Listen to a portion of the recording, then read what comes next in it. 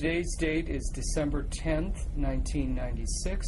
The survivor is Rachel L. Gottstein. Landau is the maiden name. Renee Firestone is the interviewer. We're in San Mateo, United States of America. The language of the interview is English. California. It is December 10th, 1996. My name is Renee Firestone, R-E-N-E-E-F-I-R-E-S-T-O-N-E, and I want to thank Rachel Gottstein for permitting us to tape her interview today. Her maiden name is Landau. We are in San Mateo, California, in the United States, and we will speak English. Good afternoon. Good afternoon. Thank you for allowing us to take your testimony. Let's begin with telling your full name, your maiden name, and spell the names for us. Okay. My name is Rachel Landau Gottstein, and I spell Rachel R-A-C-H-E-L, Landau L-A-N-D-A-U, Gottstein G-O-T-T-S-T-E-I-N. When were you born and where? I was born September 8, 1936, in Krakow, Poland. That makes you how old today? It makes me 60 years old.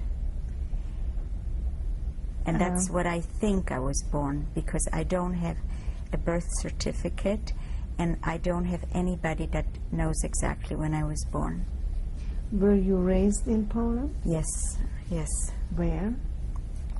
Well, it started out in Krakow, and then when bad things started happening to Jewish people, my parents decided to go and move to a town called Skawina, because my grandfather, who was also a rabbi, not a practicing rabbi, but he had smicha, which is the ordinance to be a rabbi, was also the mayor of the town of Skawina, which is very unusual that a Jew should be in those years in politics.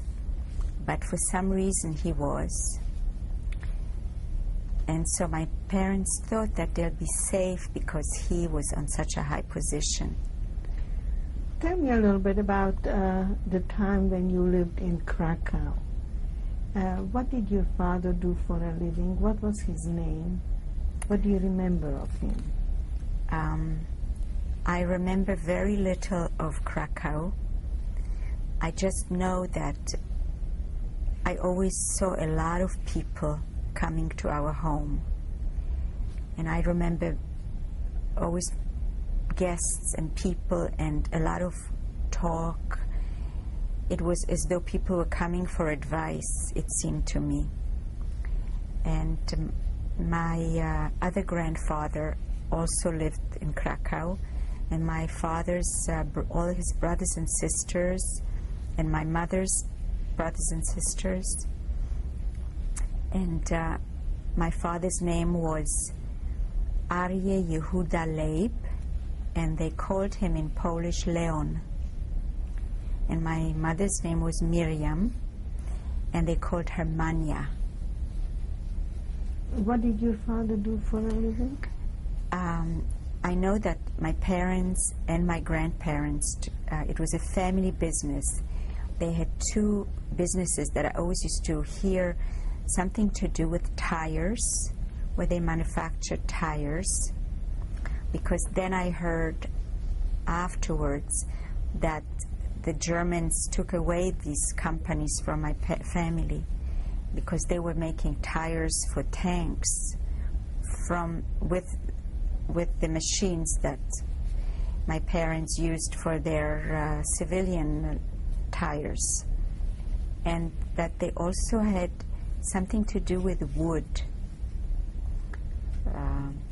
I don't know exactly what, but not a carpentry, but a big company where they were getting woods from the wood and doing something with this wood. How do you remember your father? I remember him not anymore from Krakow because I think I was very little. But I remember when we lived in Skawina, I remember him as a very gentle person, very kind and very soft-spoken. Did you do a lot of things together? I just remember that he used to take me sometimes what I think was where he worked. And in Skawina, I remember it was also their company, my family's company, because when he took me there, I saw there my grandfather, and I saw there my other uncle, my father's brother, and that had to do with cement. And I remember that I asked him once, what do you do with all these stones and all? And we went walking, and in the road there was water running down a side of the road, and it had a circle, a cement, circle. And he said, this is what we do. We do so that the road shouldn't get flooded and the water runs through the cement. I don't know why I remember that. That I remember. How do you remember your mother? I remember my mother is I don't know why I remember her like that, but I remember her as a very strong person. And sometimes even I felt, how come a lady is strong and a man is so soft? And I used to think that when I was little. Looking back, I remember thinking that. She was very strong, and a lot of people later after the war told me, did you know anything about your mother? And I said no.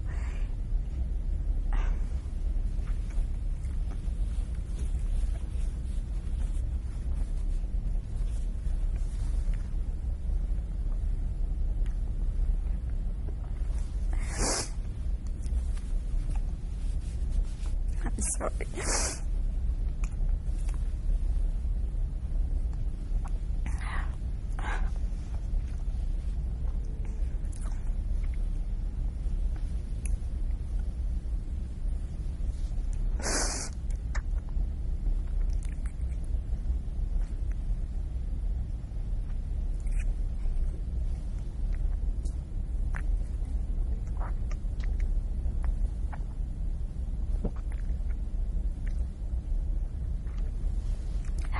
Sorry. So I said, no, I don't remember too much about my mother, but I remember one thing, that one time I wanted to give her a present when I was very little, and I didn't know what to give her. So I went to my neighbor's garden, and I saw beautiful green, and I pulled it out. And then on the bottom were these long red orange things, turned out to be carrots. But at that time I guess I was too young to know, and I didn't even know what it was. And I brought it to my mother. And she said, where did you get this? And I said, oh, I brought you this beautiful present because I want you to have it. And she said, where did you get this? And I said, I took it from my neighbor's garden.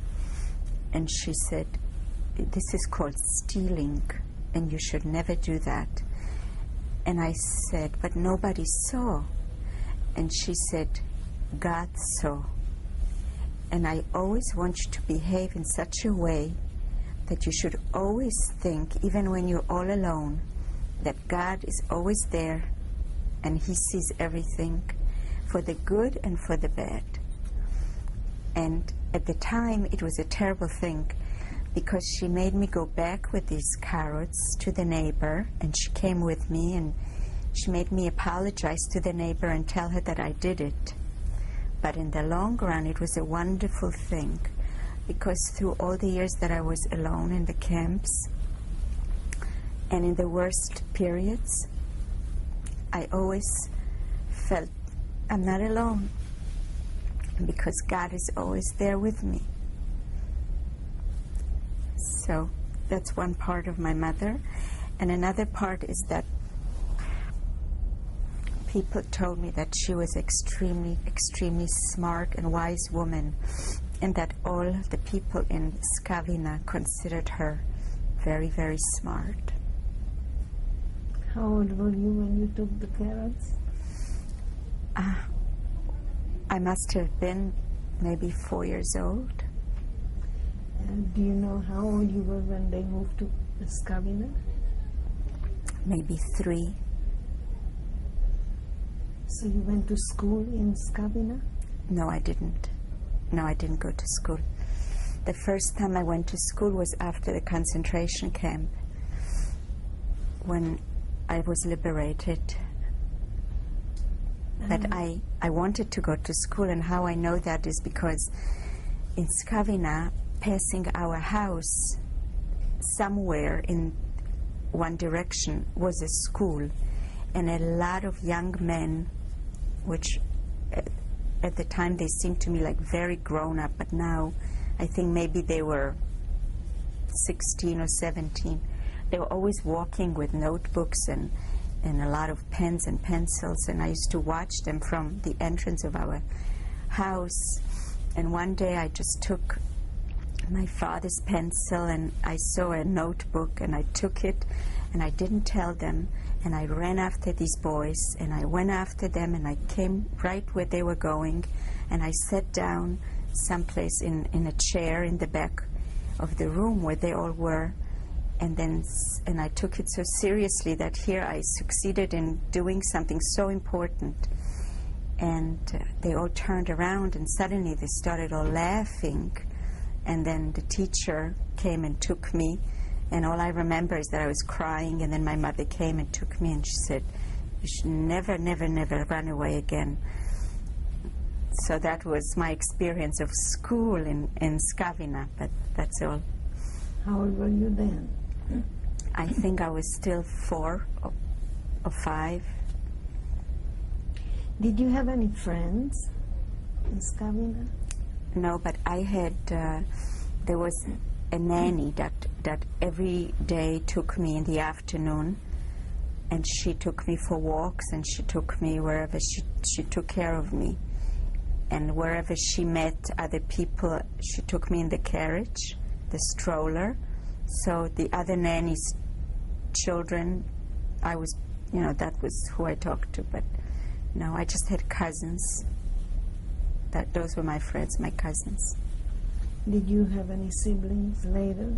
No, I never had any, because my parents were young when they were killed, so I didn't. How far back do you remember? As far back as what I'm telling you now. What were you doing during the day in Skavina? I don't remember very much. I just remember being at home in the morning and my mother being busy with her father. We all lived together in a house, and my father going to work, and sometimes my mother going with me to pick him up. In the afternoon, this nanny coming and taking me and bringing back. And just my mother teaching me Kriyat Shema, which is a prayer that you say before you go to sleep, and I don't remember very much. Do you remember your grandparents? Not very much, no. Were your parents religious? Yes, my parents were religious. How religious were they? I would say modern Orthodox, which I am too now, modern Orthodox.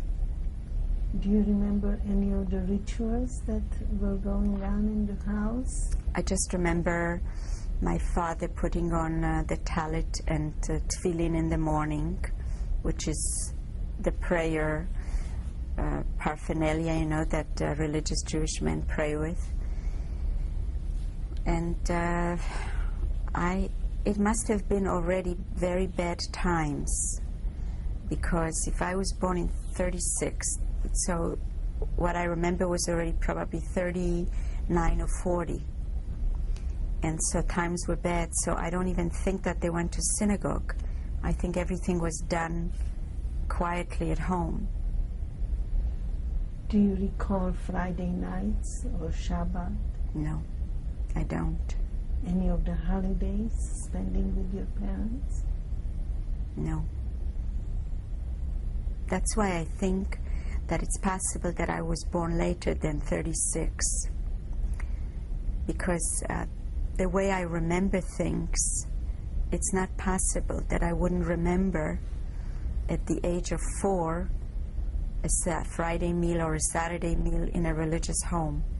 But I don't.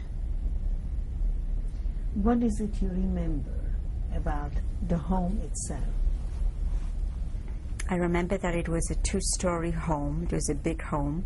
It was a house. And I remember the grandparents living there. And I remember my parents. That's about all I remember. When did you leave this house? At one point, my parents heard that all the Jews of the town were being rounded up, and they took me to a neighbor. And they took me to this neighbor, and the neighbor took me and put me in the basement. And my parents said, "You have to stay here, and we'll see you as soon as we can." And they went away, and the neighbor closed the light, and she said, "I have to keep you here quiet, because otherwise the Nazis are searching for the Jews, and if they'll find you, they'll take you also. And your parents want me to hide you here." And I started screaming and crying, and I remember that I was just totally devastated. I couldn't understand, what does that mean? They're going to leave me here. And I was just screaming and screaming and screaming. And the neighbor said, "I'm taking you to an uncle of yours, and we're going to Wieliczka." And I said, "What is Wieliczka?" And she said, "That's a town, another town. That's where he lives." And I remember that she took me and she put a big hat on me, a big straw hat. And I said, "I don't want to wear that hat." And she said, "You have to, because otherwise they'll see that you are Jewish." And we walked, and then she saw some soldiers. And she said, "We're going to go into the church, and we're going to sit there, and we're going to kneel, and I'm going to pray, and you are going to pray with me. And I'm going to show you how to cross yourself, and we're going to pray." And I said, "I'm not going to go into the church. I'm not going to cross myself, and I'm not going to kneel." And she said, "You have to." And I said, "No. My mother and my father told me that I'm not allowed to cross myself, and I'm not allowed to kneel because I'm Jewish, and that I always have to remember that I'm Jewish." And she said, "Well, you just come and you just sit next to me." So we went to this church, and I remember a cross, and I remember the picture, of Jesus and Mary and everything. And I wanted to listen to my parents, and so I didn't look at the cross, and I didn't look at the picture of Jesus and Mary, because, as a child, I thought, my goodness, maybe that will change me and I won't be Jewish anymore if I look. So I didn't look, and then she took me, and then we arrived somehow, and I don't remember how, to this place called Wieliczka.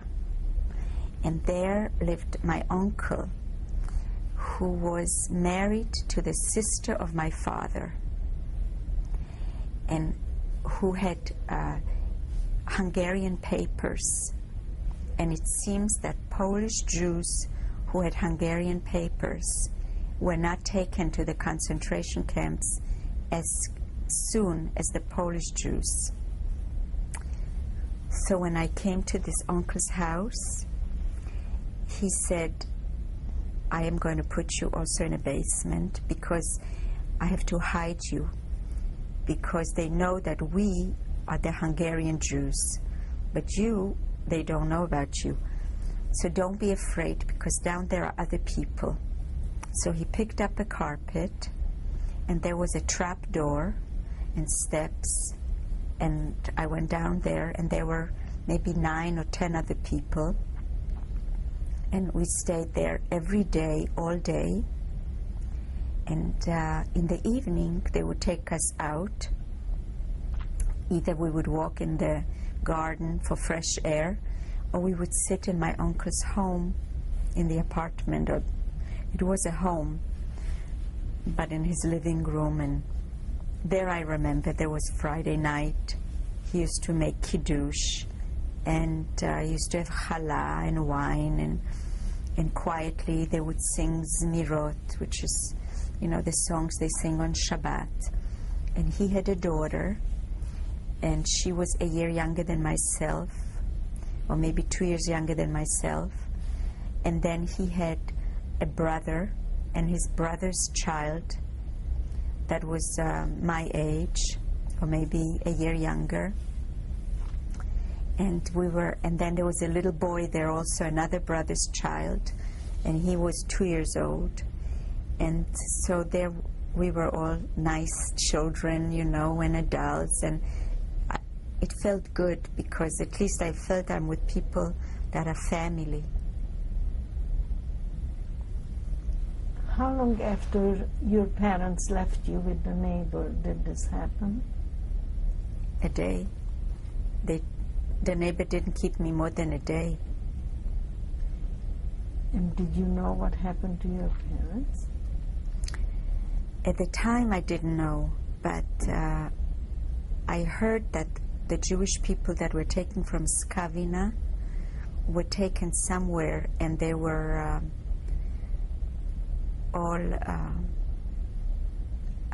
some people told me that they thought maybe in Płaszów they killed all of them, or maybe on the way to Płaszów that they killed them. Many people that didn't die because the Nazis didn't want to use so much ammunition, and so to save ammunition they would kill some, and some other people they would just push into this big hole, and then they would pour kerosene and burn everybody. And that's what I heard. But I heard that many years later, after the war. When you were with your family, did you ask about your parents? All the time, all the time. I said, when can I go home? And where's my mother? And where's my father? And my uncle always said, don't worry, soon you'll see them. Soon, don't worry. Do you know today whether they knew then? Your uncle? Did they know what happened to your parents?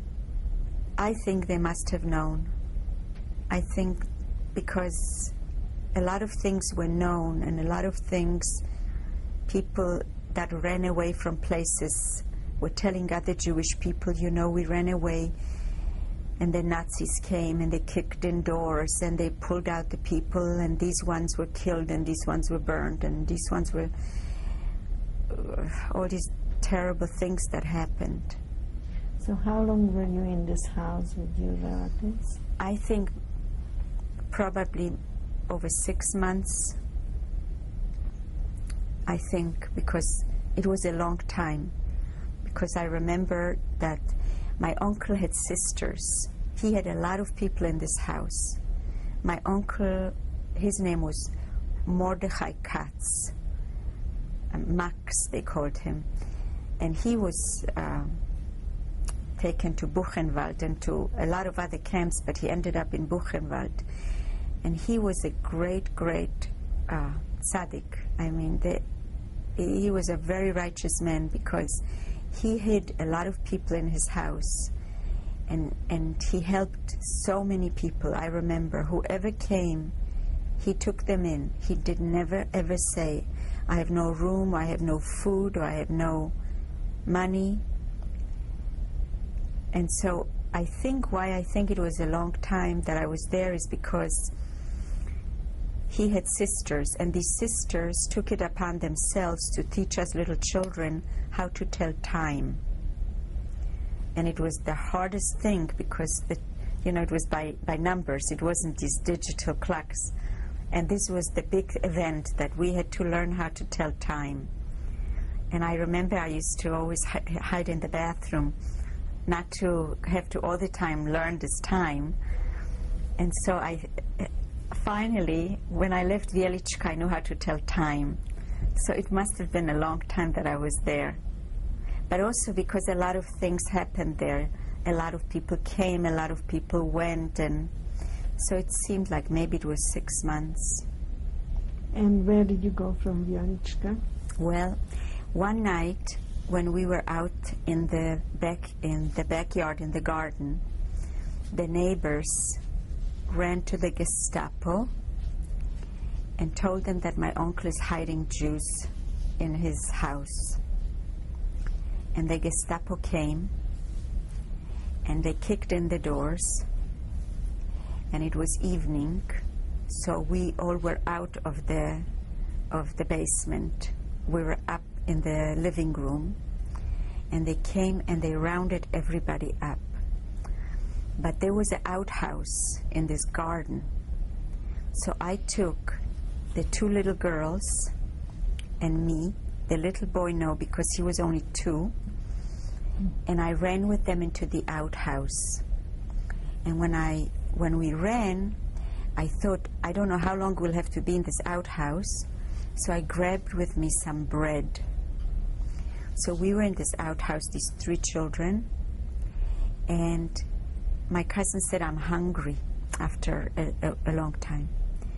And I said, you cannot be hungry because you cannot eat without saying hamotzi on this bread. And you're not allowed to say it in the toilet. So I cannot let you out till I'm sure that there's no more Nazis around. So we stayed there, and then the 2 little girls started crying. So I said, okay, we'll go out. So we went out of the outhouse, and we went into the house, and it was dark, and there was nobody there. But meanwhile, the mother of this little boy, she hid him under blankets. And under the blankets, I found him. It wasn't blankets, it was, you know what a pierzina is? It's like a down, and she covered him so that the Nazis shouldn't take him. So now I was in charge. I was maybe 6 years old, and I was in charge of this little boy, of a little girl that was my age, maybe a little younger, and a little girl that was maybe 4 years old. We have to stop for a minute. We'll change tapes now.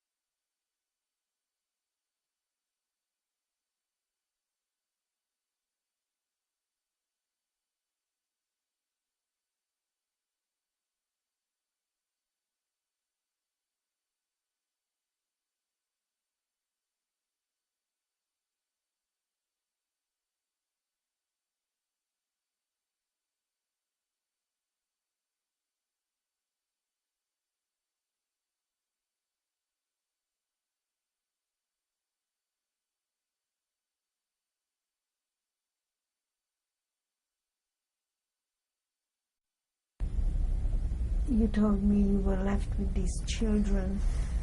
Did any of the adults come back? So we were the 4 children, and we was just sitting there and scared and crying. And a while later, but it was a long time later, the mother of the sister of my father, the mother of my little cousin, she came back and she said, everybody quiet. We are going someplace now, but we're going to be again in hiding, and you have to be very, very quiet. So she took all of us. She taped the mouth of the little boy, and we went to somebody's house. And this was an apartment, and there was a big wooden bookcase. And it wasn't built in, it was away from a wall. So there was a space, and she told us all to go behind that bookcase and stand there, and sit there or stand there, whatever, but be very quiet. And behind this bookcase was the other aunt, the mother of the little boy. So it was the mother of the girl and the mother of the boy, but me and one other girl had no mother there. And we were there, and nobody else was there. From all these people that were from the house, just us were there. And then we heard banging, and the doors were closed, so the Nazis kicked them in, and they came and said to this woman, you are hiding Jews, you are going to be killed.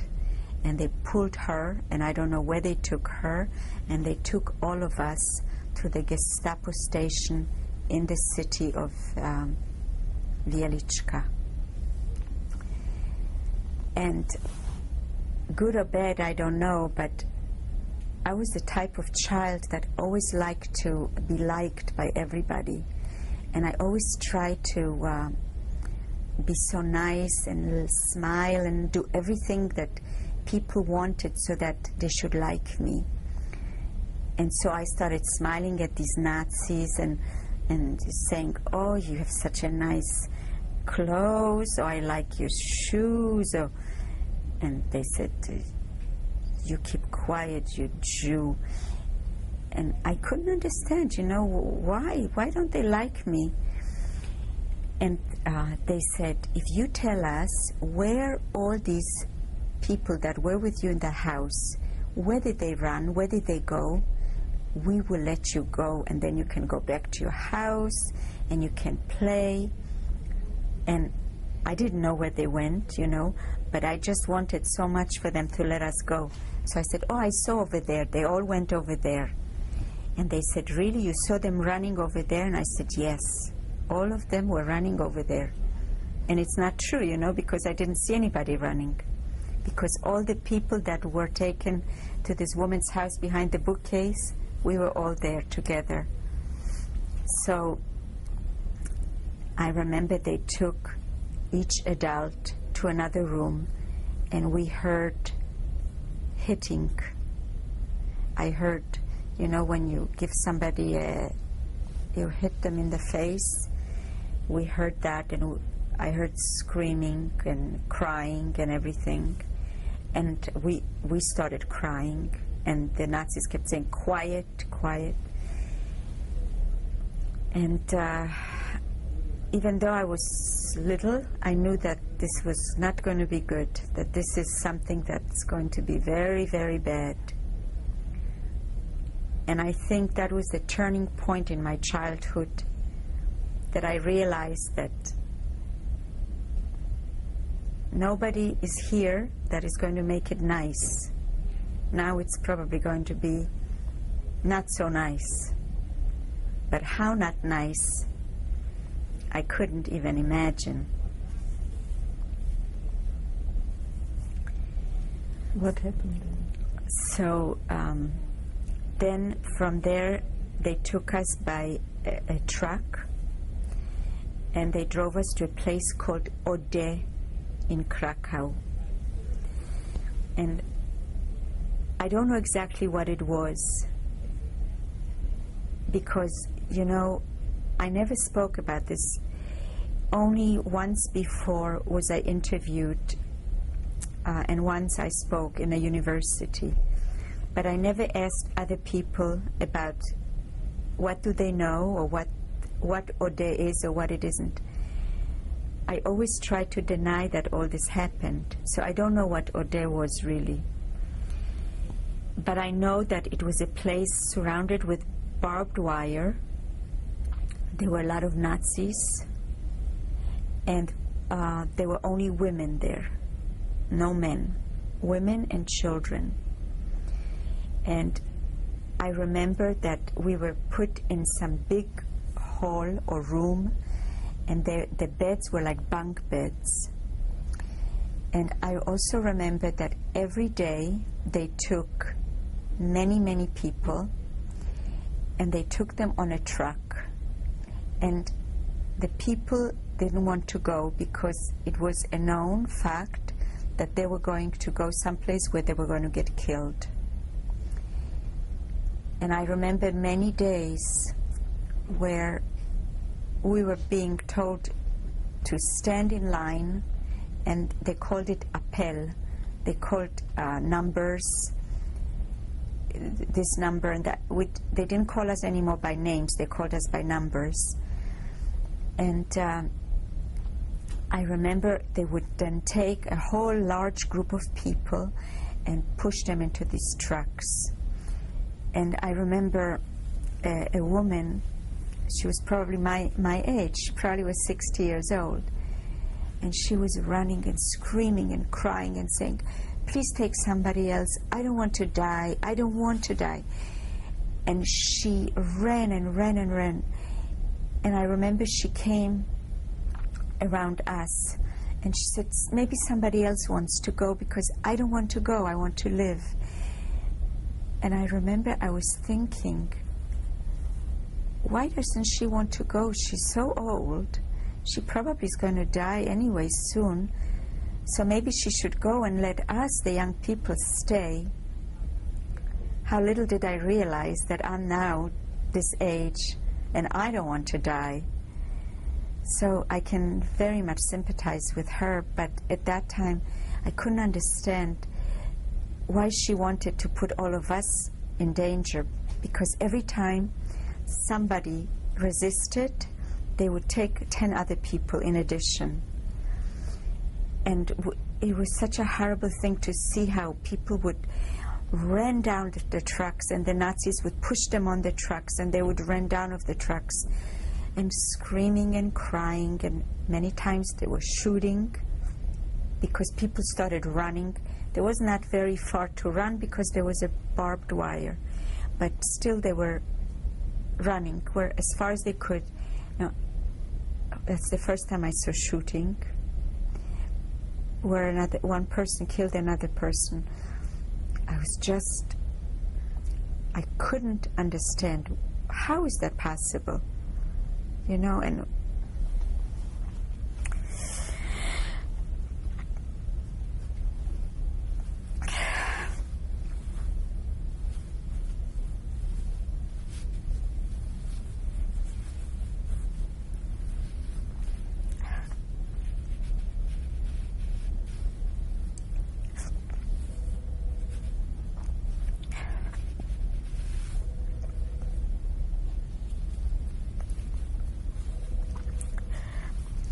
I remember I said to my cousin, I said, "Do you think that my mother was telling me the truth when she told me a long time ago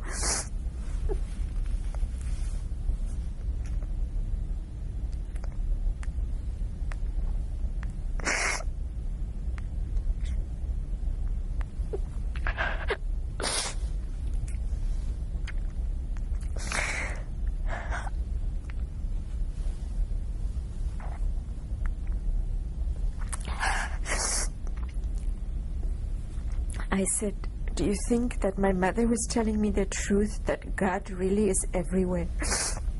And my cousin said, "Well, if he is everywhere..." She took her hands and she made like a growling sound. She looked looked up and she said, God, if you are there, I really hate you. And I said, no, you mustn't make him angry, because then maybe something even worse is going to happen. And if you're going to be nice to God, then maybe something nice is going to happen to us. So I said to her, you know what? Why don't we say Shema Israel? Because my parents taught me to say that, and maybe that is going to help. And so I said to the little children, you know, the four of us, the little boy, no, because my aunt was holding him in her arms, and I said, let's say Shema Israel. So we all said that, you know, which is the prayer that we say. And then again we went back to our bunks, and every morning was the same ritual. Every morning they would, the same thing, take people out, and every day they would bring people in. And so many people were coming and so many people were going. And then I remember one day I got very, very sick. And I didn't know what I had, but I heard everybody saying she has scarlet fever. And in Polish they were saying scarlatina, she has scarlatina. And the other people said, we don't want her in this bunk because she's going to infect all of us. And my aunt said, you know, we have to keep her in the bunk. You know, where can we put her? Because this is the only place for us to be. And they said, no, she should be outside. And my aunt was begging them not to put me outside, and they said, if you don't let us put her outside, we'll put all of you outside, you and all your other children too.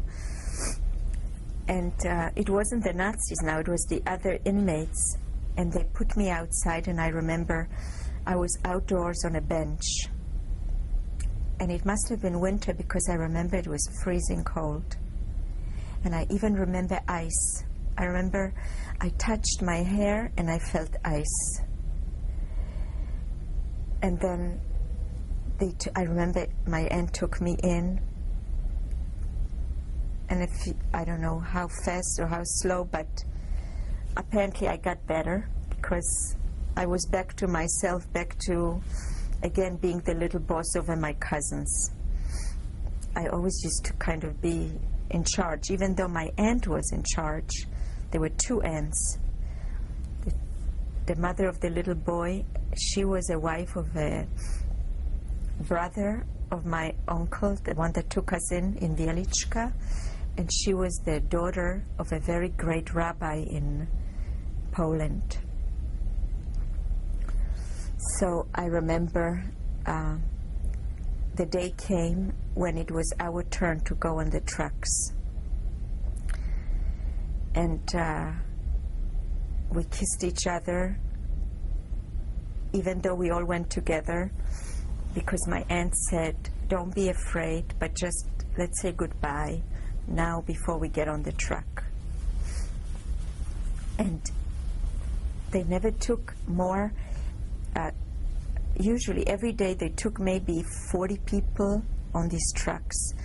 And this particular day they only took my two aunts and the 4 children. That was all. And they took us to a place called Płaszów. And in Płaszów, that was a big camp, but it was a place in Płaszów called the Grey House. And the Grey House was called the Grey House because they would take people there, they would torture them, and they would kill them. And they took us to this Grey House. And I could see that my two aunts were hysterically crying. They probably knew what the Grey House meant from How, I don't know, but I never saw them so hysterical. And they were clutching each one her child, and they were crying and everything. So we came to this gray house, and the Nazis were yelling, the Gestapo was yelling, you know, dirty Jew, and go in and you will see what will happen to you. And we went into a very big room. It was in a cellar. The windows were covered with wood, and there were, how do you call it? There were, like in jail, there were grates on the windows. And there were already many people in this big room. In the room, there was a bucket, and that was the toilet. There was another bucket, there was water.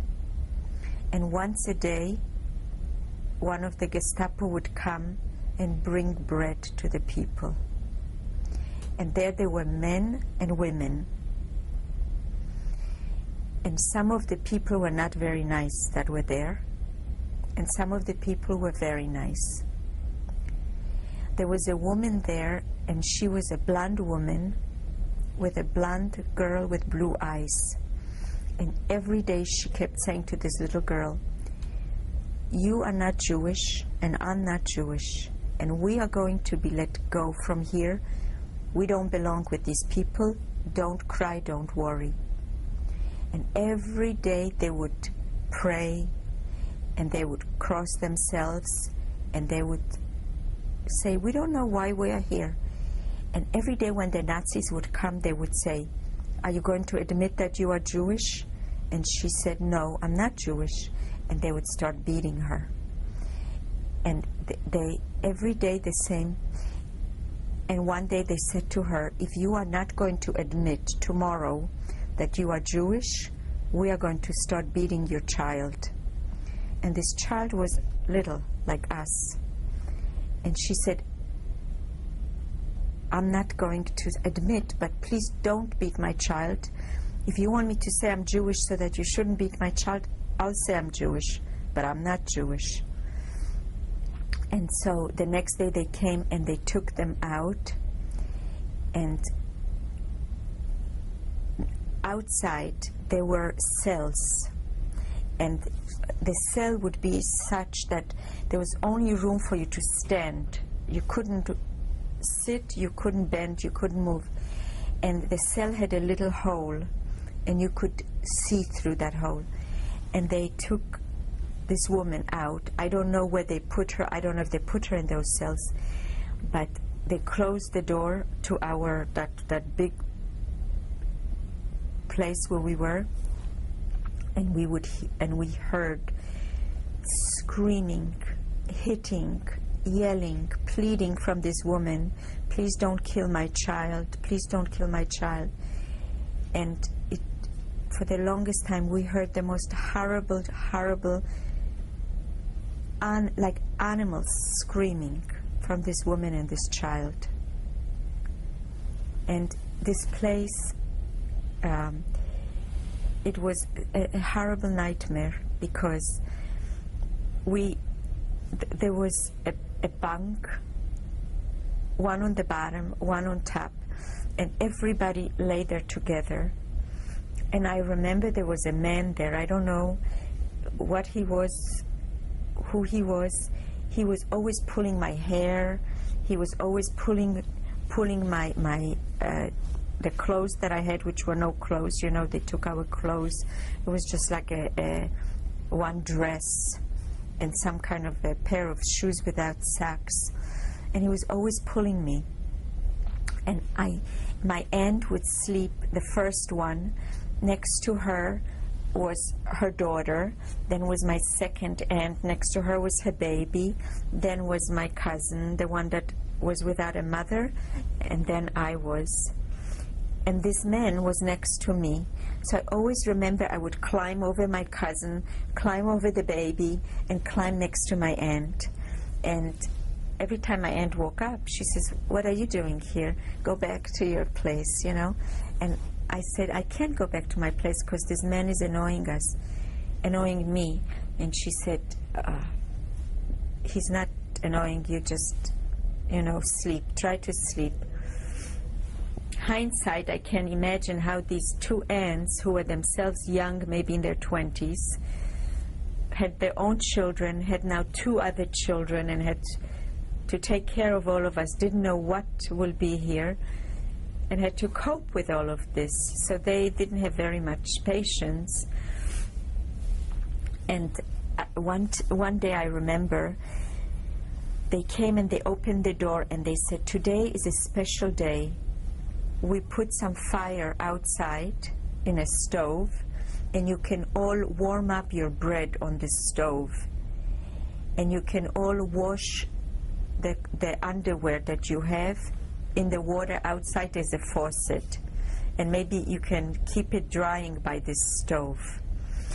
So everybody went out except the children. We stayed, and I remember this crazy man, he stayed there too, and he was trying to scare us. So he said, ooh, and he was turning around in circles and making all these strange noises. And then when my aunt came back and she brought us this bread that was toasted or not, just warmed up, we all said, this man is annoying us. And my aunt said, I don't want to hear about this. We have so much to worry about. Don't even talk. And then a few days later, they took some people out, and every day they took more people out and more people out, and we used to hear these screamings outside. All the time the same thing. And one day, the door opened, and a Nazi came in, and he was screaming. He said, you dirty Jews. And he said to the other Nazi that was by the door, he said, close this door and go away. I don't want anybody here because I'm going to just take care of these dirty Jews here. And we all hugged my aunt, and we shook, and they closed the door on a key from the outside, and there was like a hole in the door that when the Nazis came in, before they opened, they could look to see what we were doing. So this Nazi that screamed and yelled, and he said, wait till you see what I'm going to do with you. He closed that. He put some, I don't know, a tissue, a handkerchief or something. And as soon as he closed it, he came over to my aunt and he said to her in German, don't be afraid. I will come every day and I will bring you eggs and I will bring you butter and I will bring you sugar and I will bring you some milk and you will feed these children. But don't say anything to anybody and don't ask any questions. And he gave her this milk, and he came with a big German shepherd. And when they walked in, we all thought that he's going to have this German shepherd eat us up or something.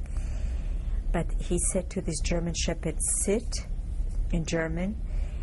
And I will not forget, because this was maybe, I don't know, the only good person that I met throughout the whole years in the concentration camp.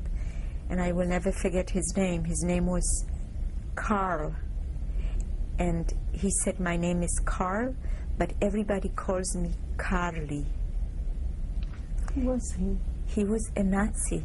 He was a German, and we don't know why, but he came almost every day, or sometimes when he couldn't, maybe once a week. And that helped us to survive. He would sometimes bring eggs, sometimes butter, sometimes both, sometimes sugar. We don't know to this day who he is and why, but all the time we were there, he did that. He was so good to us. Was he a god? He was a SS, because when sometimes they would make us march outside, and he would be one of those that would be screaming and yelling and saying, "Dirty Jews, and we're going to kill you," and terrible things. And yet, when he would come into us, we don't know. To this day, I don't understand why. Did you try afterwards finding out who he was? Yes, I tried. Not only did I try, but Karli in Hebrew means cold. I am cold. So, in his honor, there was once they wanted to name an ice cream in Israel. When I lived in Israel after the war, they wanted to name the ice cream, and they put out a contest. Whoever will name the appropriate name will win a prize, and the ice cream will be called by that name. And I sent the name Karli, and I won. And it was this ice cream for many, many years. There was an ice cream on a stick in Israel called Karli, but I didn't tell anybody that this is after a Gestapo that I called this ice cream. Do you remember in Plaszow, on the bunks where you slept, did you have any blankets?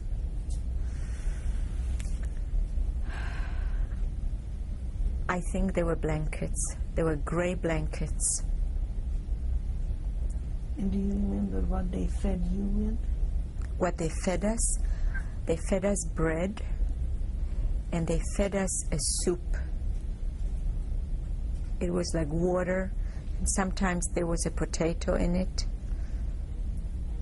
I don't remember anything else. Were you the children living with the adults? Yes, the four of us, we lived with the adults all the time. And the adults had to go to the bathroom, and everything was done in front of everybody else.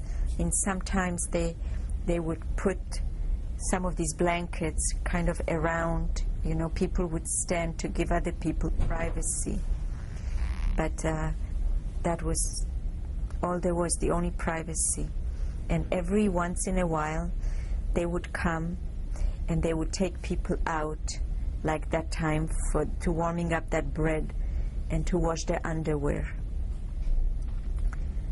But most of the time it was for marching outside, for getting beaten up. I remember also a few times they took us out from there, from the gray house, and they brought us into the camp itself to a big place where there were showers.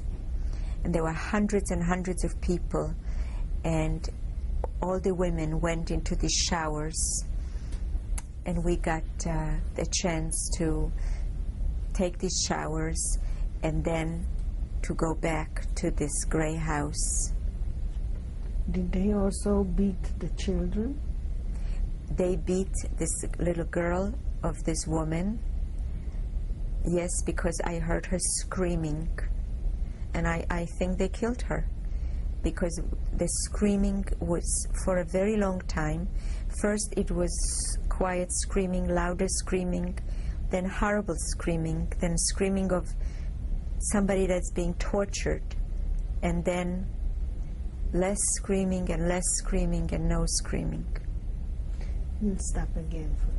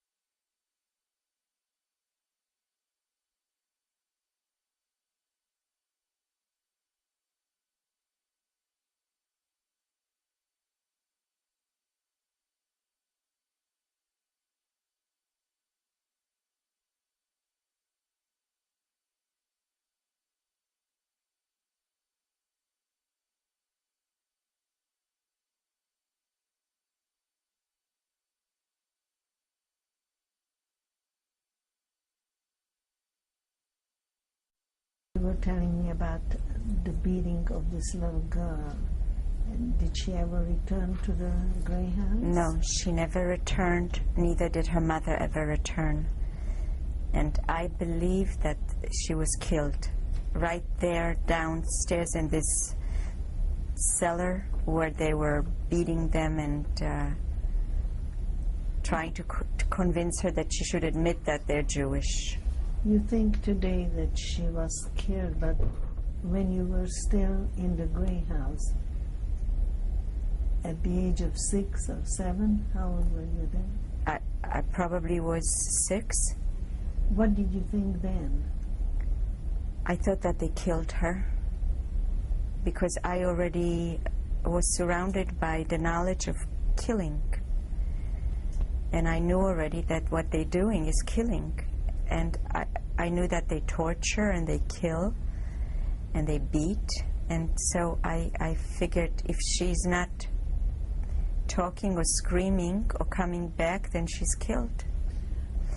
Because I want to tell you, the upstairs of the Grey House was the commando, the offices, the headquarters of the Gestapo that ruled over Warsaw.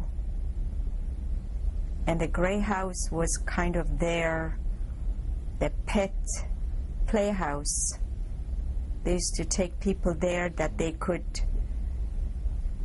do bad things to, worse than what they were doing to the people in the camps. Or maybe I shouldn't say worse, because they did terrible things to everybody. But a lot of people in that Grey House did not come out alive, and that's why it had the reputation of the Grey House. And in Polish they called it Szary Domek, the Grey House. You remember how many children were down there? Only the 4 of us, and when we arrived, there's one little girl. What did you think is going to happen to you? I was very, very scared, because I only heard terrible things, and we couldn't even look outside. There was not even a window. The windows were barricaded by wood, and there was just a little hole in one of the woods in the window, and we used to take turns. Who's going to look at the sky or at the light of the day? So among all the people that were down there, everybody got a chance to walk up to this hole and look. And I remember my aunt letting us go and saying, I want you to every day look at the light of day. And through this little hole, I saw the light of day. And today, when I see the light of day, and I see people walking and running and doing things, and then don't stop to look at the light of day. They do things, and they don't realize that the whole purpose is to really enjoy the light of day, that you live, and you're out and you're free. And they're really missing out a lot. The children the 4 of you down in this place, what did you do all day? Nothing. Absolutely nothing. Just sit all day long. Nothing. The highlight of the day was when the Nazis came and brought us the bread, which was 3 times a day, and the soup. When they came and started screaming and yelling that we need to stand in line, half the time we would cry because we were so scared. Most of the time we were just afraid to move, because who's looking through the hole, and maybe we're doing something that will get them angry. If we sit, maybe they'll be angry. If we stand, maybe they'll be angry. Maybe they'll come and take us and kill us. So it was all the time afraid. When you stood in line, Did you do it indoors or outdoors? Outdoors. They would take us outdoors, quickly count us up, get us back indoors.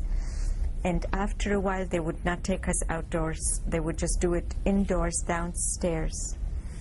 And the only highlight of our lives was when Carly came with his German Shepherd. He let us caress his dog. He talked to us, and he said, "Don't be afraid,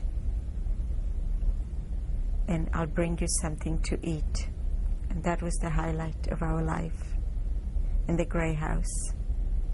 How many people were in this room? Maybe 30. But all the time they were taking out people. And at the end, before they took us away from there, maybe for a week, it was just the 2 aunts and the 4 children. Why do you think you were the last ones? I don't know. It's just like today, whoever meets me and asks me where we were during the war, and I say I was in the concentration camp, they say, "Were you a little child?" And I say, "Yes." And they say, how come that you survived? How is that possible? And being a religious person, having faith, I believe that it was a miracle and an act of God, nothing else. Did you pray? All the time, all the time, all the time. That one little prayer that I knew, Shema Yisrael, Ad Hashem Elokeinu, Ad Hashem Echad, meaning, our God is one, and our God is our God. And I had such faith that maybe it's going to be all right. Did the rest of the children know this prayer? Yes. Yes. Where did they take you from here? From here they took us to a place called Breslau. And in Breslau it wasn't a concentration camp. It was more like houses built from like houses are built, not wood, but maybe cement. And there I saw my uncle again, and they brought the men and the women, and I remember the most heartbreaking goodbye that I have ever seen was the goodbye that my aunt and uncle said to each other in Breslau, because I think that they realized that this is for real and they're not going to go home, that they're going to be taken somewhere and maybe they'll never see each other again. And what I forgot to tell you about Wieliczka is that my father's brother lived in Wieliczka, and he had 3 daughters. One was my age, so at the time she was 6, and one was 12, and one was 17. And the youngest one was Gija, Lola, and Bella. And they were stunning. They were so beautiful that I think today if they were taken to a contest, they would win a beauty contest. They were really magnificent looking girls.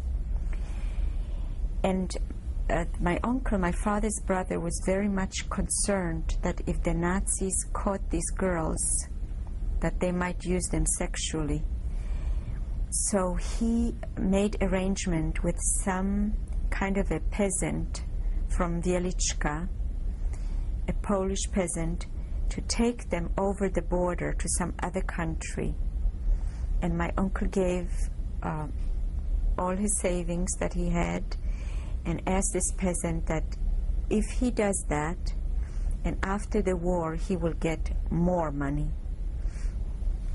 So the peasant went, and he came back 3 days later, and he came to my uncle in the house where the other uncle lived, this uncle Max Katz, and this uncle's name was Yisrael Landau, and he also called himself Isaac Landau. And he said to him, "I'm really sorry, but when we got to the border, the Nazis took your girls, and I don't even want to tell you what happened to them." And I remember my uncle started screaming and pulling his hair, and just, he almost went crazy. So that were my first cousins, 3 of my first cousins. So now we are in Breslau. Breslau, right? So now the aunt and the uncle said goodbye to each other, and they took all the men away, and they took everybody's whatever personal things that were still left with us. They took now everything away from us. Like my aunt had little earrings, like little gold dots in her ear. They took that.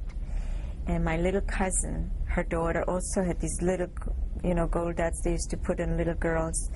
They took that. And then my aunt had a little wedding band, a gold wedding band. They took that. They took everything from the men. And they took all the men away. And then we were in Breslau, and they told all of us to get undressed. And the aunt, the mother of the boy, his name was Yosele Nechemiele. And I'm sure that was like maybe it was Yosef and something else, but that's what they called him. And his mother's, her name was Gitcha. And the other aunt was Gitcha also. Both aunts had the same name. And she was a daughter of a very famous rabbi, and she said, "I'm not getting undressed." And they started beating her. And they said, "You are." And she said, "No." And they were beating her and beating her. And she was screaming and crying. And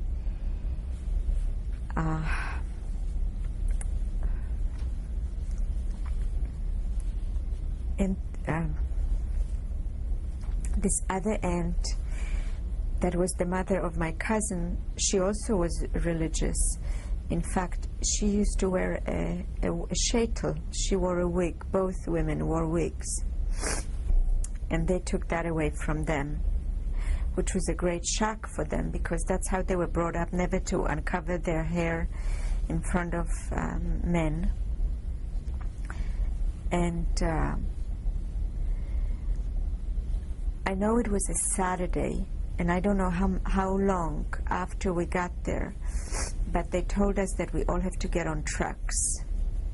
And the way I know it was a Saturday is because the aunt, the mother of the little boy, she said, "I don't go on trucks on Saturday because I don't ride on Saturday." And they said, "Well, you are getting on this truck." And again the beating started. And her little boy, he screamed and he cried. And he was yelling, "Mama, mama."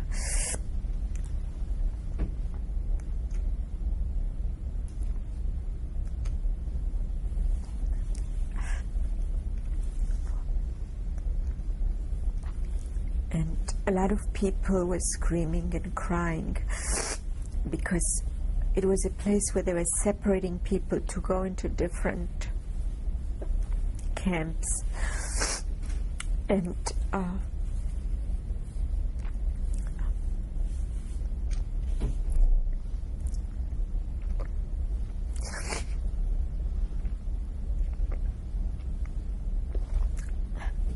they took my two aunts and us, and they put us on these trucks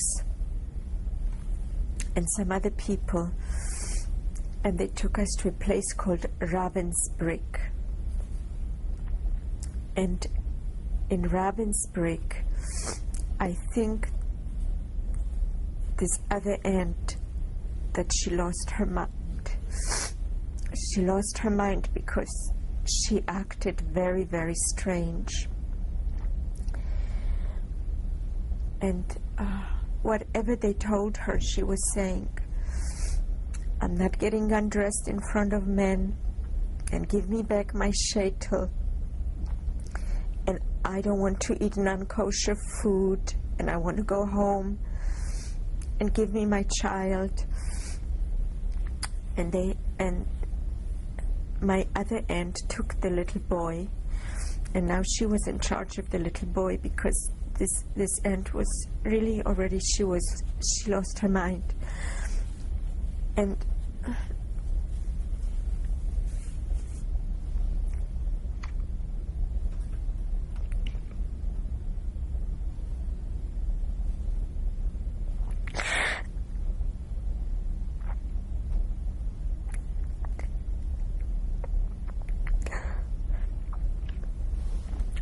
my aunt, the one that was okay, she said to me, I want you to hold this aunt's hand, and whenever they tell us to go someplace, you just pull her, because I have to take care of the little boy, and I have to take care of this other little girl, of her daughter, and the third girl, she already knew how to walk by herself because she was close to my age. So I kept holding the hand of this other aunt that she was crazy already.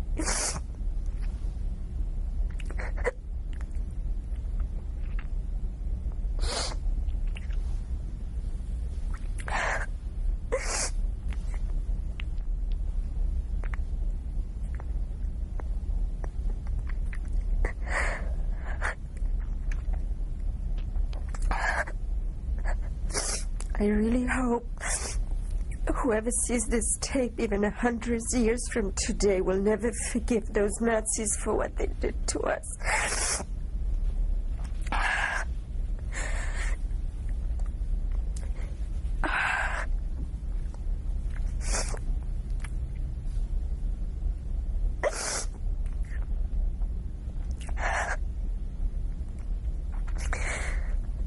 So I was kind of pulling my aunt, the other aunt, and the one that was crazy. And may she rest in peace. And I was saying to her, don't cry and don't worry. You're going to get back your shaitel, and you're going to get back your clothes, and you're going to get your little boy. But you have to eat, because if you don't eat, you're going to get hungry and you won't be able to take care of your little child. And every time the Nazis came, and they would kick her and beat her and do all kinds of terrible things to her. And one night we went to sleep in our barracks, and she got out of her bunk bed, and she took her little boy, and she started running to the door, and she said, I'm going home.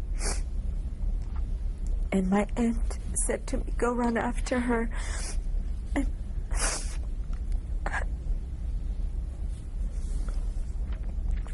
he said, I said, you can't go home because we don't have a home. And she started banging on the door, and then the Nazis came, and my other aunt came and grabbed the child, the little boy, out of her arms, and they took her away, and we never saw her again.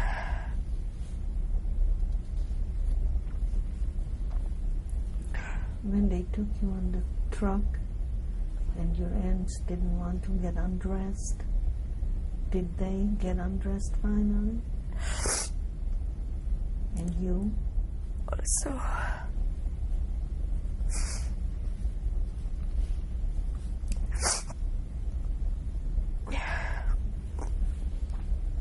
did they give you any other clothes? no.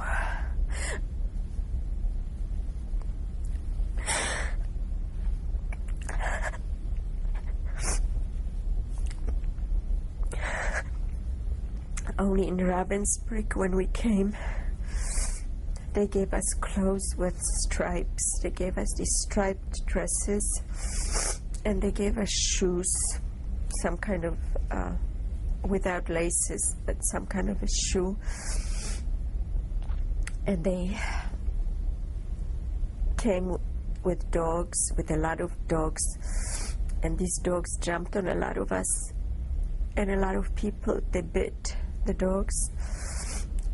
And they came with horses, and they tried to run into us with the horses, but the horses didn't want. It's amazing, the horses would not go on us. They kept going, ooh, you know, and they kept standing up. And then they took us all to some big room, and they shaved everybody's heads, and they put numbers not on our body but on our dresses. They some kind of a number in a white. There was something white on the dress, and there was the number.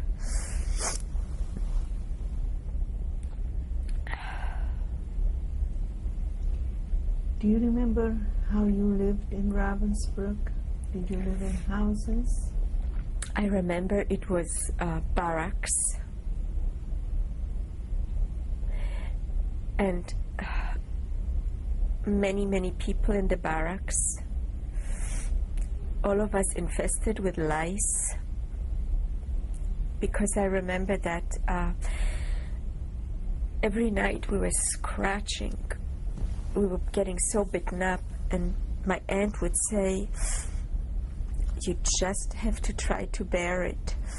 And she would go and get a rag with cold water, and she would, wet water, you know, whatever water there was, and she would put it on us because we were so bitten up. And I remember everybody having terrible diarrhea and running to the bathrooms, and all the time there were these long lines. The bathrooms were just like, you know, holes, and we would stand on line, and no sooner did you finish, you went back on the line because you could barely make it back again to the bathroom.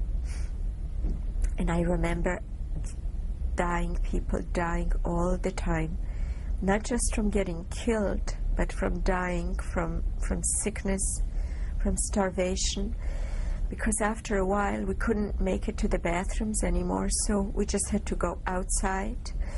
And to get out of our barrack, to go to find an empty space, we had to go over these dead bodies, and there were so many just bodies and bodies and bodies dead. And I also remember that in the morning, every day, they would have us go through lines. And at the head of the line, there were two lines. At the head of the line were two Nazis, or Gestapos, or whatever you call them.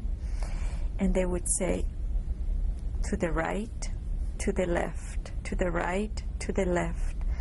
And I don't remember what was to life and what was to death. But one of the lines, we never saw these people again. And one of the other lines, you again got the chance tomorrow to go again through the same thing. And I remember that I got an ear infection. Terrible earaches, terrible, terrible, terrible. And pus just running down my head. And we were sleeping on some kind of a mattresses that were filled with hay. And my aunt taking the hay and crushing it up and sticking it in my ear and saying, "You must not let that pus run down your ear, because if you do, you're going to go on the line that's for death. And don't cry about it, that it hurts you, and if they ask you anything, don't say." And I remember we were going through these lines, and I was thinking, if this hurts, then how much more can death hurt? So I'm not going to say anything. And I remember a doctor in Ravensbrück. I don't know whether he was assigned by the Germans to take care if somebody was sick, or whether he was just what he was, because there were no men there that I remember with us in our area. And I remember that many times we would say to my aunt, "I'm nauseous, I'm so nauseous, I'm so nauseous, and my stomach hurts, and I'm so sick." And one time we met this man who said he's the doctor, and he didn't give us anything, but I don't know what it is that how he helped us. I just remember. And I also remember, but I don't remember where it was, but I remember us going into showers, and this I can't remember if it was in what camp, but I know that people didn't want to go, and the Nazis were pushing everybody in. And I remember my aunt saying to another woman, "Try not to go into the shower, because sometimes it's not a shower, sometimes it's gas that will come out, and we won't come out of there." And we were pushed in there, but I don't remember where it was. And it's very possible that I was in some other camp that I don't remember, and I can't remember where, but I just remember that I saw these showers, and that I was thinking, what, are we going to come out of this? Is this going to be water? Is this going to be gas that is going to kill us? And to this day, when I see a lot of metal in bathrooms, if it's in a hotel, I always tell my husband, I don't like these rooms. I don't like to be here. And I remember we were in Switzerland just recently, and we went into a hotel, and they had so many pipes, and they were all this color of silver, metal. And I said, "I don't want to go into the showers." And my husband said, "You have nothing to be afraid of. This is such a long time ago." And I said, I just don't want to stay in this hotel. Were there any more children in Ravensbrück with you? Yes, there were a lot of children in Ravensbrück. Okay, we will stop again.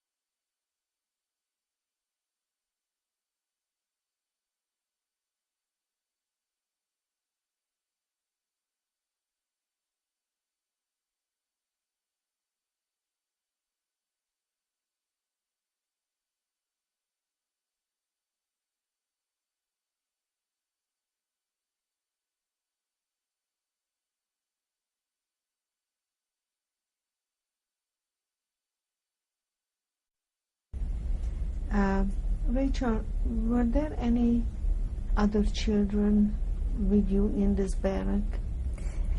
I think so. I think there were some other children, yes. Do you remember how they behaved? Did they behave differently than you did?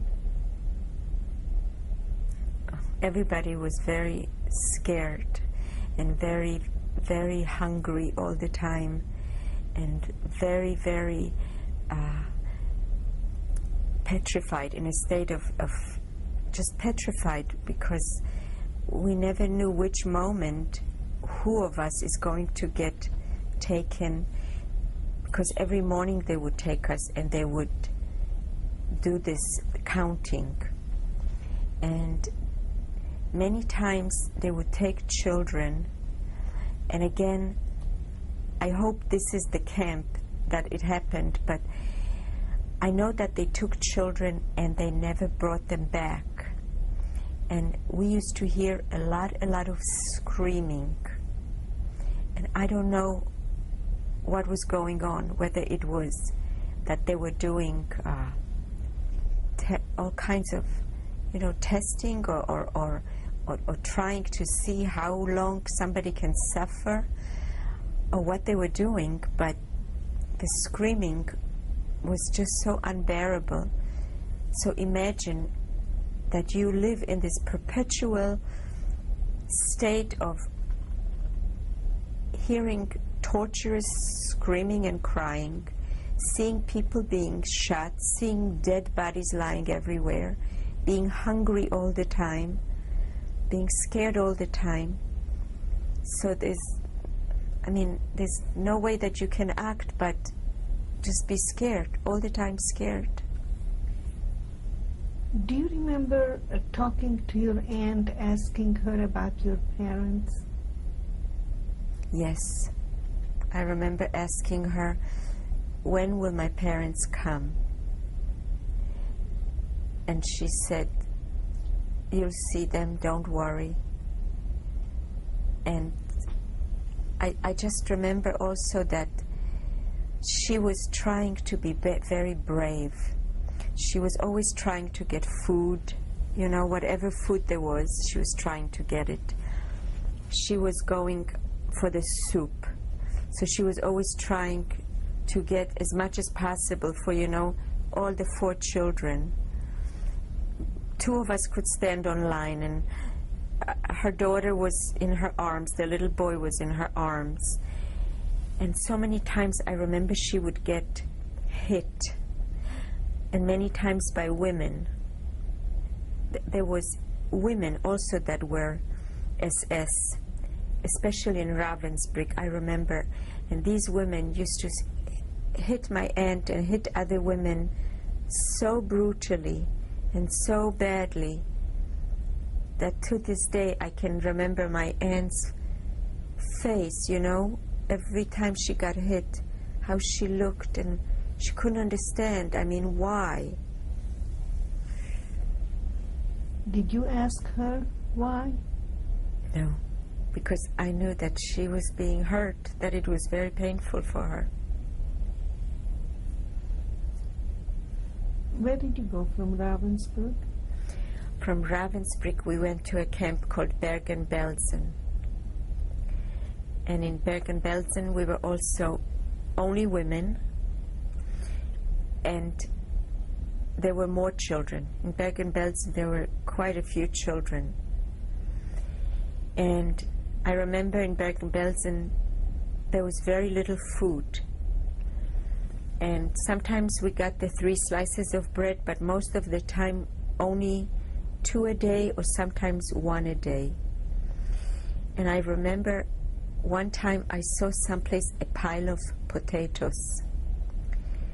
So I tried to figure out a way, how can I get a potato? And what am I going to do with this potato when I get it? And so I figured out, and I was always trying to be this hero for everybody, and this happy person that everybody loves.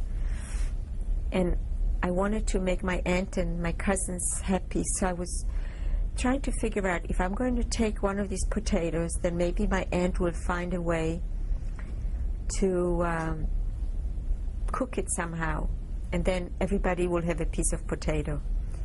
So I remember putting my hand into a certain, there was like an area where these potatoes were, and they were surrounded by some kind of a gate. And I remember putting my hand into this gate, and I remember feeling a whip slash right through my hand. And till this day I have a scar because my finger got cut, like quite a big part of it was hanging down and bleeding. But I took a potato and I ran. And I brought it to my aunt, and I think she found a way that there was some kind of a fire someplace that they made, you know, they made some fire outside with some twigs, and she put that potato there, and then she divided it 5 ways, 4 children and herself. And I remember a lot of sickness in Bergen-Belsen. I remember a lot of marching, a lot of trucks, a lot of people coming. Marching where? I don't know where, but I saw people marching. I don't know where they were marching. Do you remember what year this was, or did you know what year it was? Well, I know that I was liberated from Bergen-Belsen by the British in 1945. And I know that I was there quite a long time. I tell you, I remember a lot of walking, a lot of this counting. I remember a lot of barbed wire. I remember a lot of people running to the barbed wire, trying to run away. I remember people being counted and being taken and being told that they were going to get killed. And I remember people running from these appels, what they called, and running into the barbed wire. And they got killed anyway, and many other people got killed with them. And then I remember things got very bad, and we only got 1 slice of bread. And everybody got sick. And I got sick with typhus. My aunt got sick with typhus. And her daughter did not get sick. And the 2 other children, the little boy and the little girl, they got sick with tuberculosis. And I remember we were lying there on the floor in these barracks. A lot of people. A lot of crying and a lot of sighing and a lot of kind of going to die. And I still remember people being taken to die, and I remember people just dying from hunger. And I remember one day the trucks came and they said they're taking all the sick people. And I took my cousins and we went under the barrack. The barrack was standing on stilts, and there was some kind of a sand or earth or something. And we all pushed ourselves into that under the barracks because we were all so scared of these trucks. And I remember we waited and we waited and we waited, and we probably fainted because I don't remember what happened for a very long time. But then I remember when we did open our eyes, we got out from this sand or whatever it was, and we went up into the barrack, and my aunt wasn't there. They took her away. And it was now just us, the 4 children. And now we were just so sick that we could not even function. And we were getting this bread. And I suppose it was towards the end of the war and many Nazis were already fleeing themselves, and there weren't that many trucks, so they couldn't take so many people to kill them wherever they were taking them. And I remember we were lying there, and it was just,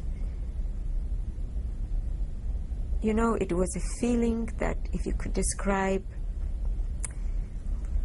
one step before death, but you just didn't know who's going to kill you, the Nazis or the sickness.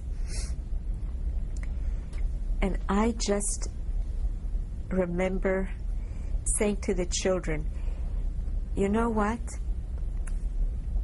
If you keep saying Shema Israel, then maybe it's like medicine, and maybe we'll get better, because we don't have a grown-up now to take care of us and give us medicine. So maybe now only God is going to take care of us, and maybe this is his medicine, that we're going to say this prayer, because we'll get the bread, but maybe that's not going to help us too much. And so they brought us the bread, and I remember taking the bread and crumpling it up into tiny little crumbs. And I remember when I was in Skavina, a little girl, I once saw a bird sitting in a tree and crying. And the bird was crying. And then I saw another bigger bird came, and in the mouth it had like little crumbs of, I don't know what it had. It was putting it in the mouth of this other bird. And so I remembered that in Bergen-Belsen. And I was thinking, if I have enough crumbs, maybe if I feed the children like a bird, a little, maybe it's going to last us for a long time. And I remember I was doing that to all these little children, I mean my cousins. And then I don't remember anything, but what I remember is seeing a lot of soldiers at the door.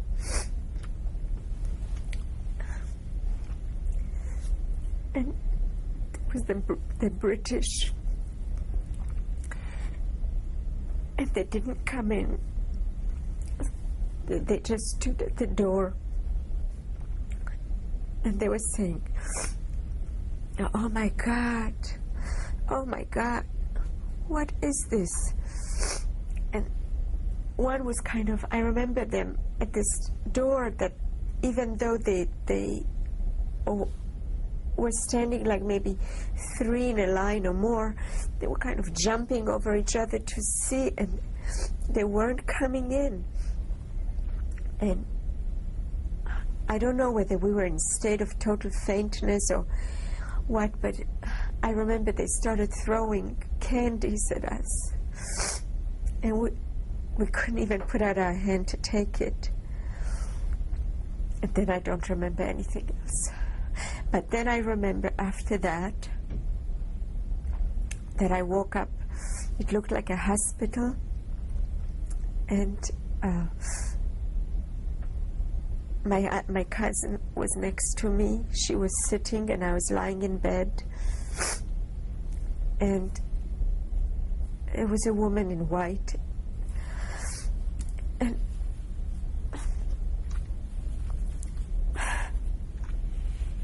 I said, can I go to my mother?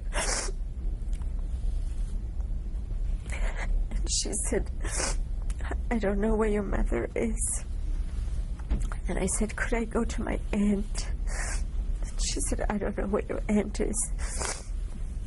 And I said, where is my cousin, my little boy cousin, my little girl? And she said, I have wonderful news for you. The war is over, and they were taken to Sweden.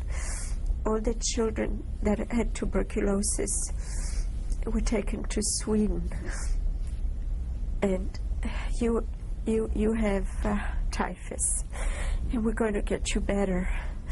And your cousin is here she's okay, but she's going to stay here because we're going to take care of her and you, and together you'll go someplace.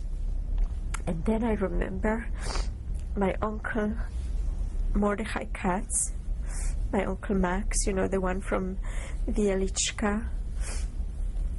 He came, and at that time I didn't know how he found us, but since then I found out that the Red Cross, after the liberation, went to the men's camps and gave them lists of survivors, and my aunt was on the list of the survivors, his wife, my father's sister.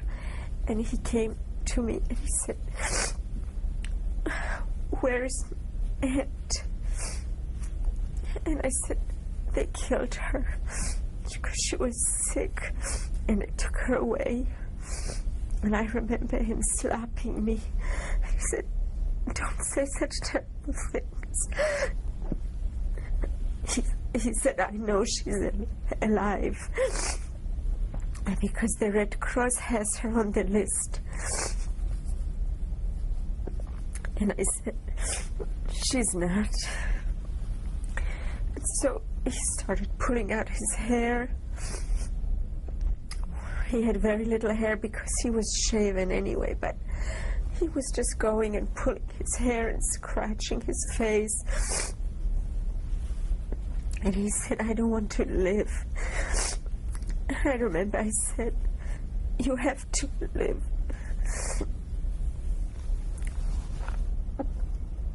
Because I said to him, "You have to take care of us." And then I don't know what happened, but a few weeks later, I was no more in that hospital or whatever it was. I don't know if it was a hospital or makeshift hospital.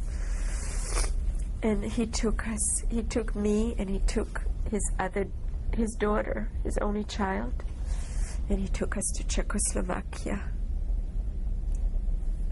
We went through Prague, and we went to Czechoslovakia, to his hometown where he came from originally, which was Český Těšin.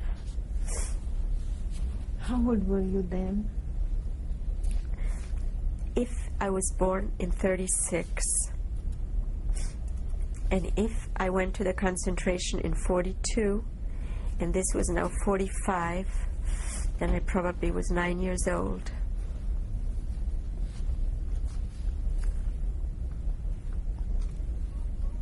Did you get in touch with the other two children? No, the other two children were in Sweden. When they got better, relatives from the United States adopted them and didn't tell them that they were not their children. And the little girl, she knew, because she was I think 7, so she knew. The little boy didn't know. And not the little boy and not the little girl were ever allowed to speak to me by these adopted relatives. They denied the whole story as though it never happened. On the day of the boy's bar mitzvah, way before, I called these little children. I mean, they weren't little anymore. When we got all big already in our 20s, I called and I asked to speak to them. Actually, no, it wasn't in our 20s. It was in teen years. And I asked to speak to them, and their relatives that adopted them said, "I'm asking you, please do us a favor and don't call us. We want them to forget about it, and we don't want them to know." So I said, "Can you ask them to speak to me, and could they tell me that?" And they said, "No, we don't want them to even think about it." And then when the boy had a bar mitzvah, he came to a bar mitzvah age. When he was 13, this family went with him to the rabbi to learn, prepare for the bar mitzvah. And the rabbi said that this boy, once he's bar mitzvah, he should say Kaddish for his parents, because his parents deserve that their son should say Kaddish for them. And so they told the boy, and the boy had a nervous breakdown. And for years he was under psychiatrist care. Now he's fine. Now he's a father and he has children, but he doesn't want to talk about it, and he doesn't want to be reminded, and he just wants to live today and not to look into the past. And the girl? And the girl, she got married. She had children, and she had a nervous breakdown too. And she recovered, and now she's fine. The daughter of my uncle and my aunt, she is fine. She's strong. She's fine. She has children and grandchildren. She doesn't want to talk about it. And then it's me. When you came back to Czechoslovakia, did you stay together with your cousin and your uncle? Yes, I stayed together with my cousin and my uncle. My uncle took in again everybody who passed through Czechoslovakia on their way to Israel or to America. They stayed in his apartment, they ate. Everybody knew that Mordechai Katz is back in Czechoslovakia, and that we can come to his home and we can be taken care of till we go on. And my cousin and I were there. We lived with my uncle. We went to school in Czechoslovakia, and my uncle got married.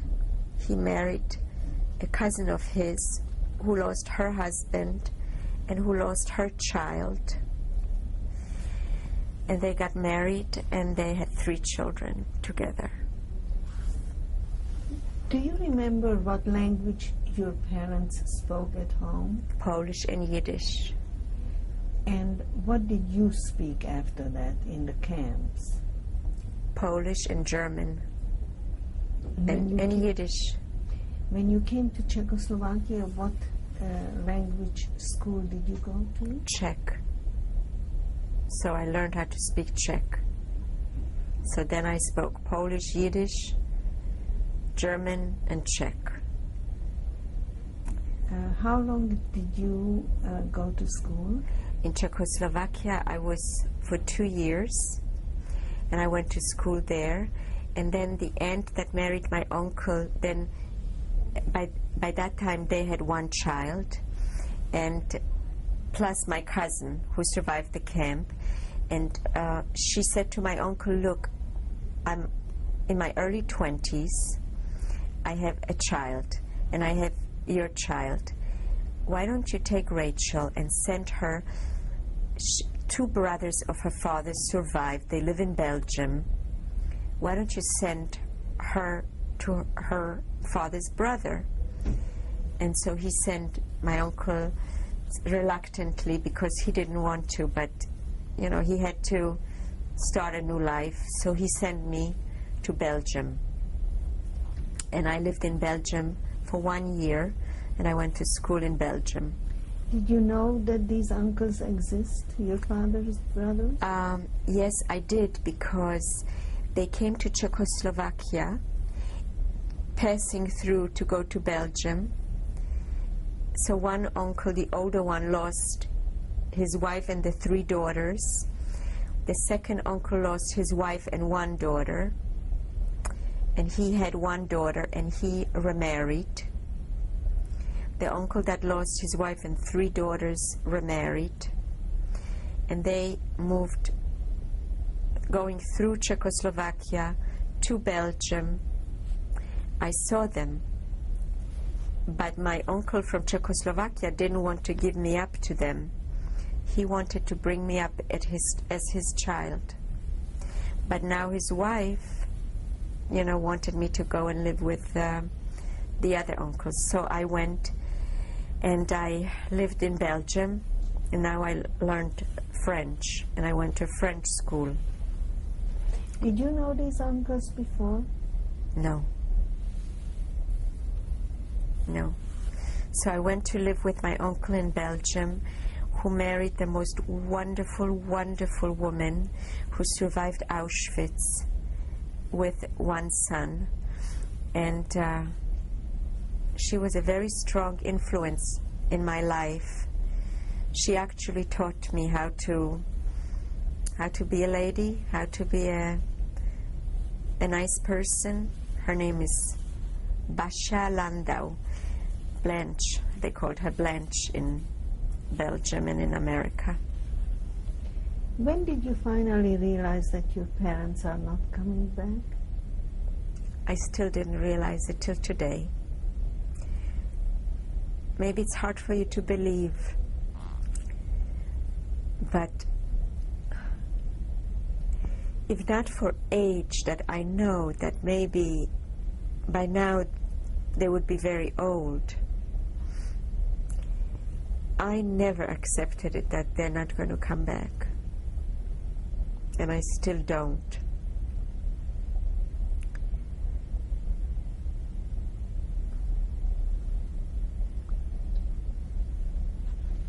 You grew up in Belgium? No, I was in Belgium, and I remembered that my parents at home always spoke about Israel, which at that time they said Palestine, because Palestine was the Jewish people's homeland, and Zionism, they spoke Zion, Zion.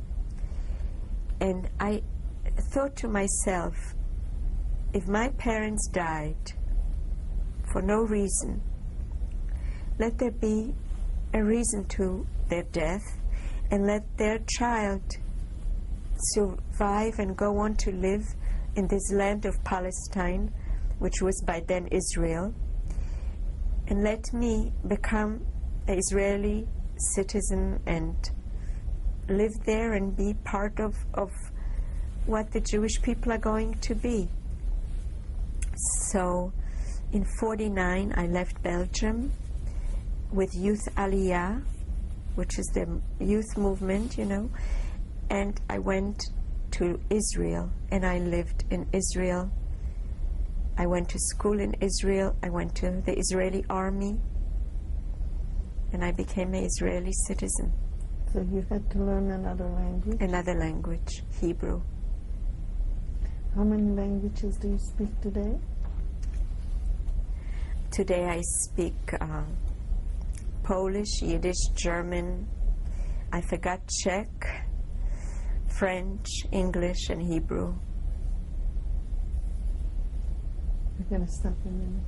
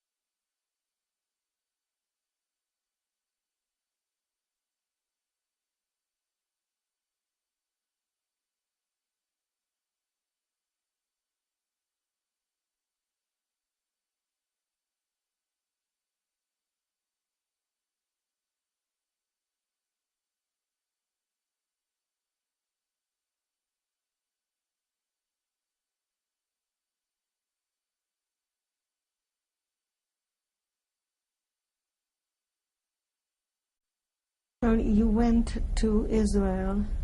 Did you go to school? Yes.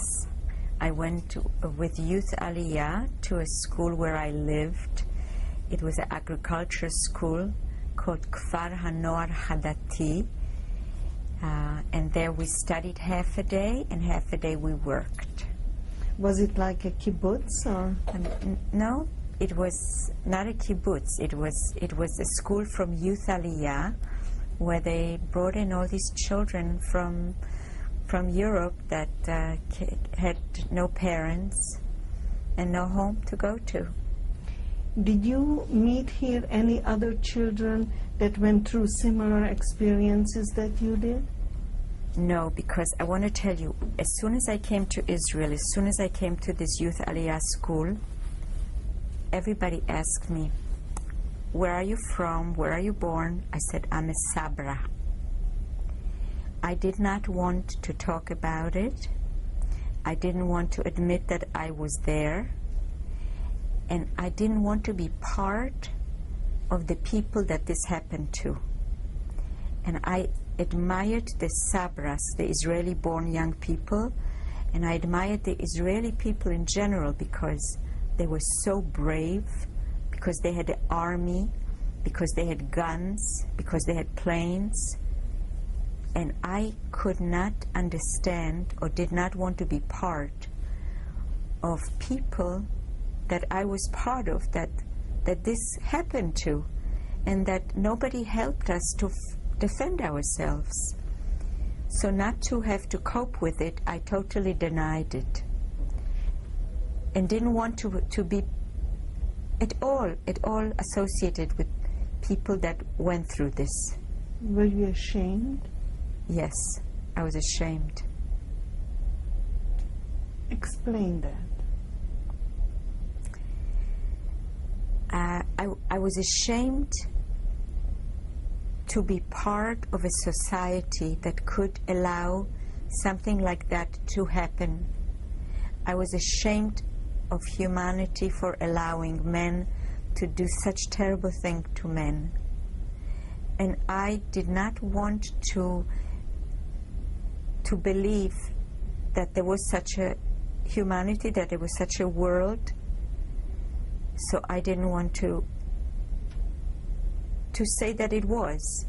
And I felt if I said that it wasn't, then maybe it wasn't. So for years and years and years, I did not ever say that I'm a Holocaust survivor. How long did you stay in Israel? 7 years. What did you do in Israel? First I went to this school called Kfar HaNoar Hadati, where I got part of my elementary school education, the latter part. Then I went to a school called Mikveh Israel, which was my high school education. This was a high school. Also agricultural youth aliyah school. And after that, I went to the army, where I served for 2 years. When you came to Israel, did you know how to read or write? I knew how to read French, and I knew how to read Czech and write Czech. I knew how to read Hebrew because of the prayers that my uncle taught us in Czechoslovakia, how to pray. So that is Hebrew. So that's how I knew that. And also because in Belgium, I went to something called Sunday school. When you came out of the Israeli army, what were your plans? I had no plans. It was a cultural shock because it was for the first time in my life that I was by myself. And I said to myself, what now? Where do I go from here? The army is wonderful, but you don't study a profession. So when I was in the army, I was the secretary to the director of the hospital. But I was more of a public relations person rather than a secretary because I didn't know how to type. I didn't know how to take steno. So I came out of the army ready to be a public relations person without education, for such a profession.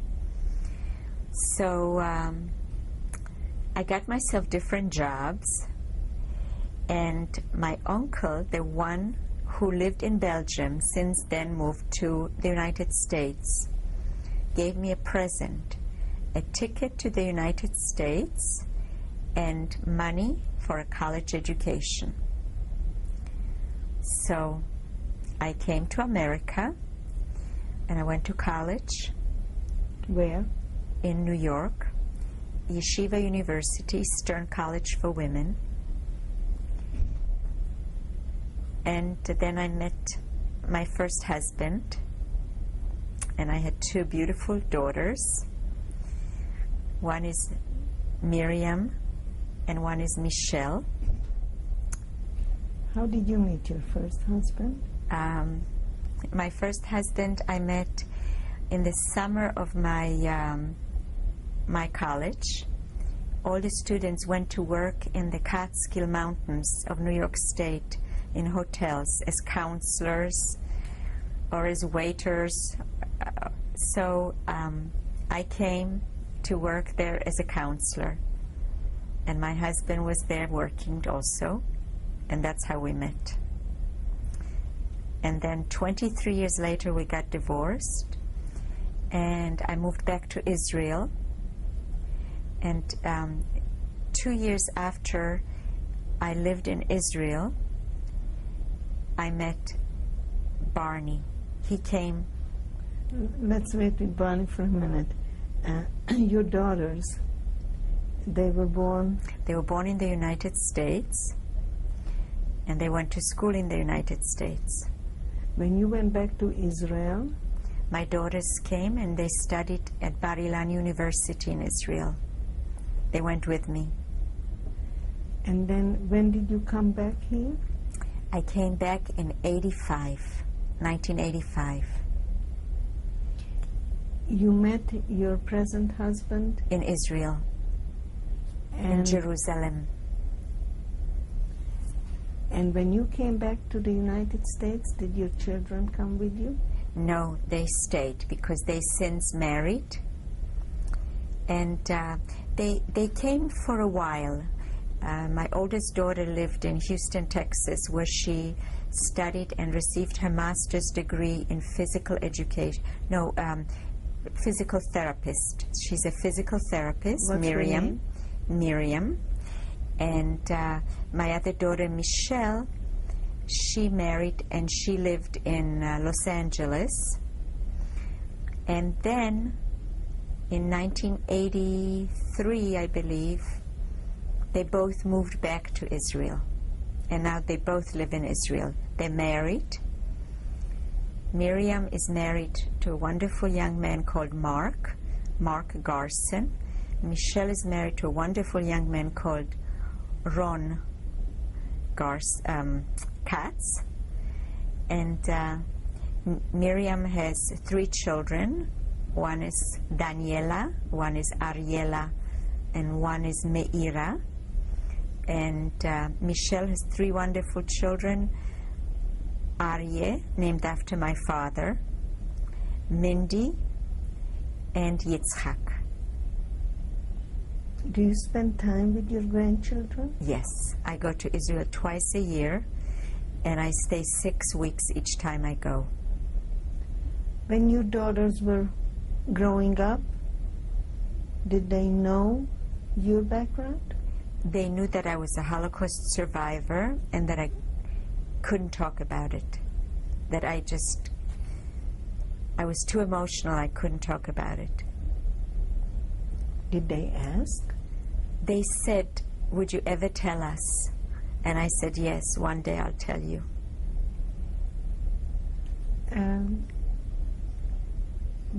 With your first husband in your marriage, how did you practice Judaism? Orthodox, modern Orthodox.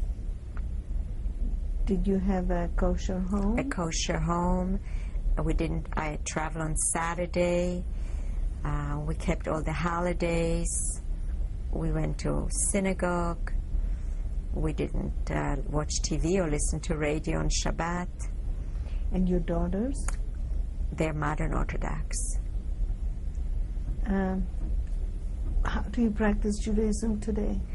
Today it's very interesting because Barney, my present husband, is not religious at all. But he lets me be what I am, and I don't interfere with what he does. So on Shabbat, I don't travel and I don't put on lights, and I still do my thing. And if he has to go somewhere and he wants to go, he goes in his car and goes. But he practices a wonderful way of Judaism. He's a great philanthropist, and he helps Israel, he helps America.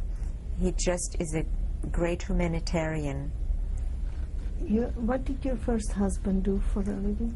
I'd rather not talk about my first husband, if you don't mind. Okay. And what does Barney do? Barney is a semi-retired businessman. How did you meet him?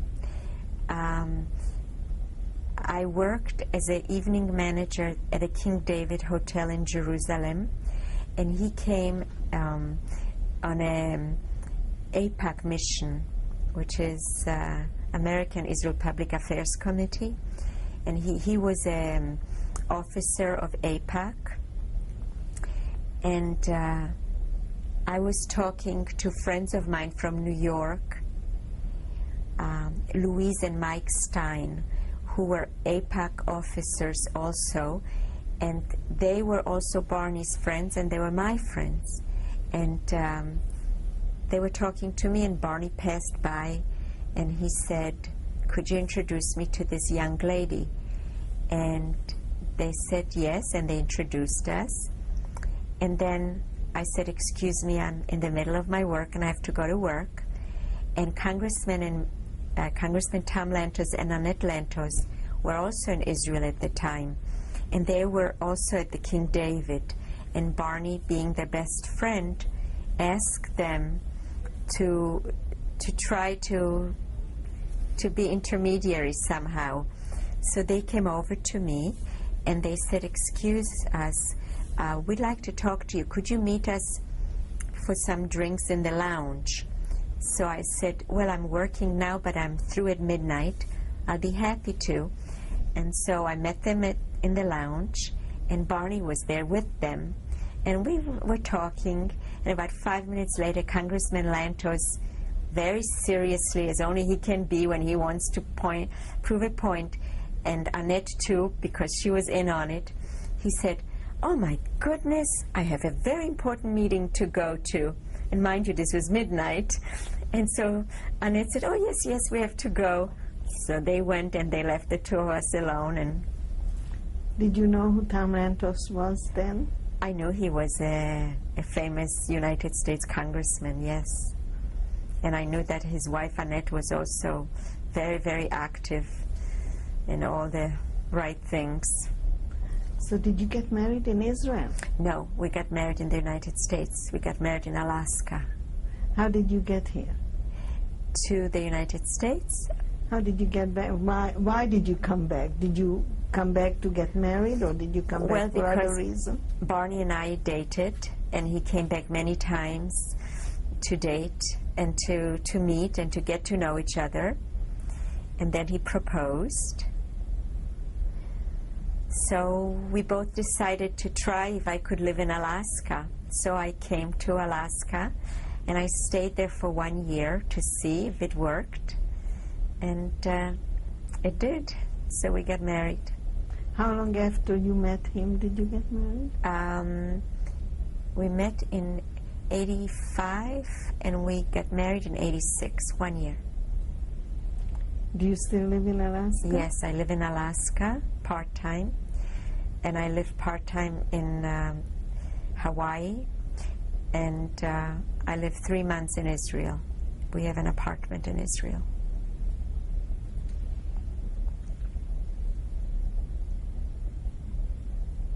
If you had a chance to tell the children of the future anything that's very important to you, what would you say to them?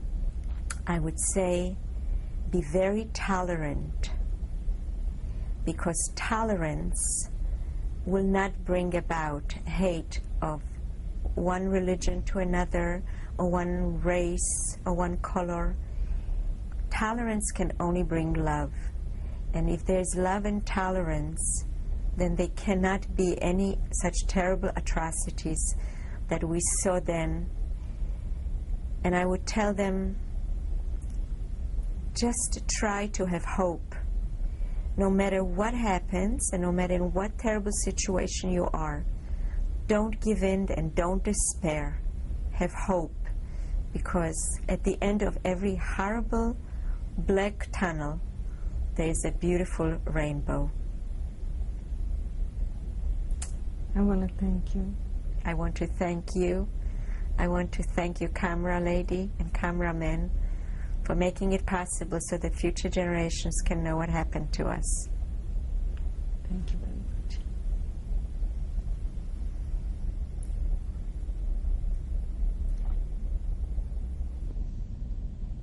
Rachel, would you introduce your husband to us? My pleasure. This is my husband, Barnard J. Gottstein, who we call Short Barney. Short Barney? How long have you been married? We've been married 10 years. We got married July 2nd, 1986. Where? In Anchorage, Alaska.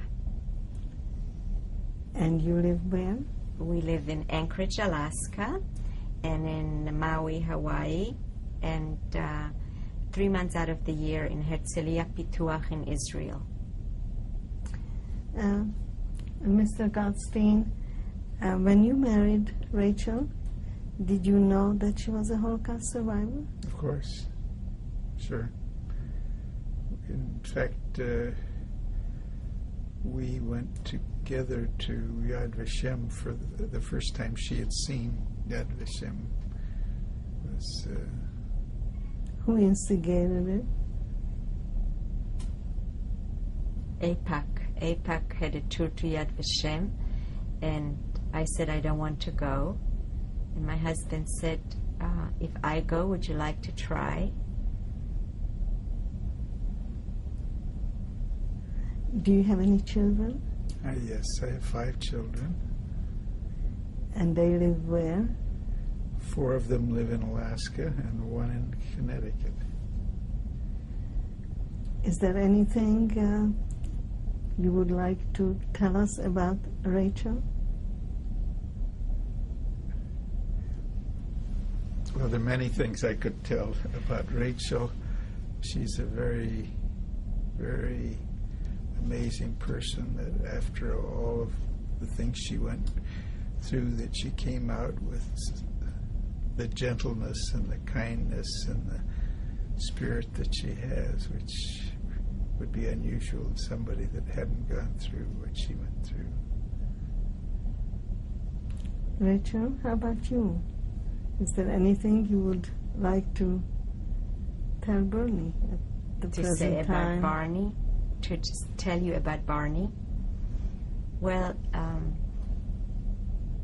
I think after you go through an experience like I went through,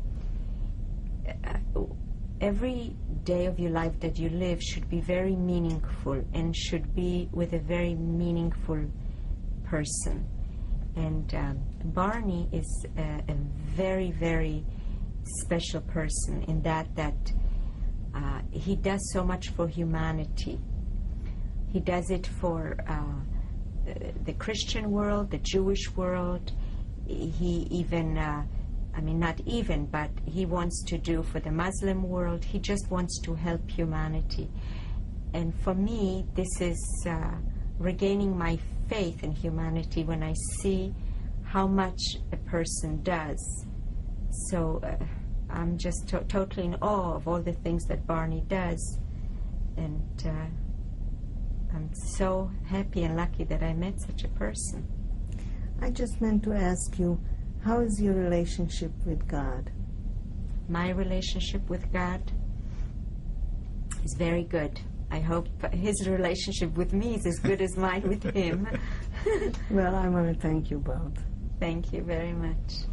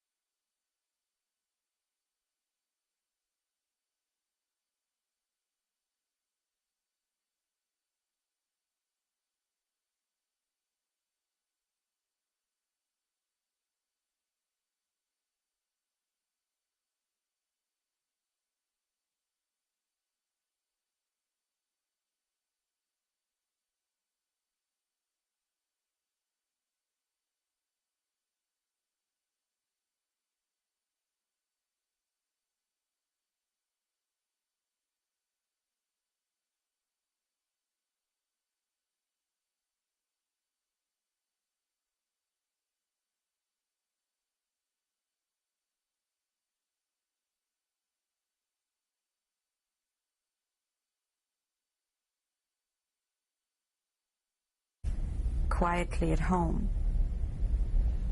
Do you recall Friday nights or Shabbat? No, I don't. Any of the holidays spending with your parents? No. That's why I think that it's possible that I was born later than 36. Because the way I remember things, it's not possible that I wouldn't remember at the age of 4 a Friday meal or a Saturday meal in a religious home. But I don't. What is it you remember about the home itself? I remember that it was a 2-story home. It was a big home. It was a house. And I remember the grandparents living there. And I remember my parents. That's about all I remember. When did you leave this house? At one point, my parents heard that all the Jews of the town were being rounded up, and they took me to a neighbor. And they took me to this neighbor, and the neighbor took me and put me in the basement. And my parents said, "You have to stay here, and we'll see you as soon as we can." And they went away, and the neighbor closed the light, and she said, "I have to keep you here quiet, because otherwise the Nazis are searching for the Jews, and if they'll find you, they'll take you also. And your parents want me to hide you here." And I started screaming and crying, and I remembered that I was just totally devastated. I couldn't understand, what does that mean? They're going to leave me here. And I was just screaming and screaming and screaming. And the neighbor said, "I'm taking you to an uncle of yours, and we're going to Wieliczka." And I said, "What is Wieliczka?" And she said, "That's a town, another town. That's where he lives." And I remember that she took me and she put a big hat on me, a big straw hat. And I said, "I don't want to wear that hat." And she said, "You have to, because otherwise they'll see that you are Jewish." And we walked, and then she saw some soldiers. And she said, "We're going to go into the church, and we're going to sit there, and we're going to kneel, and I'm going to pray, and you are going to pray with me.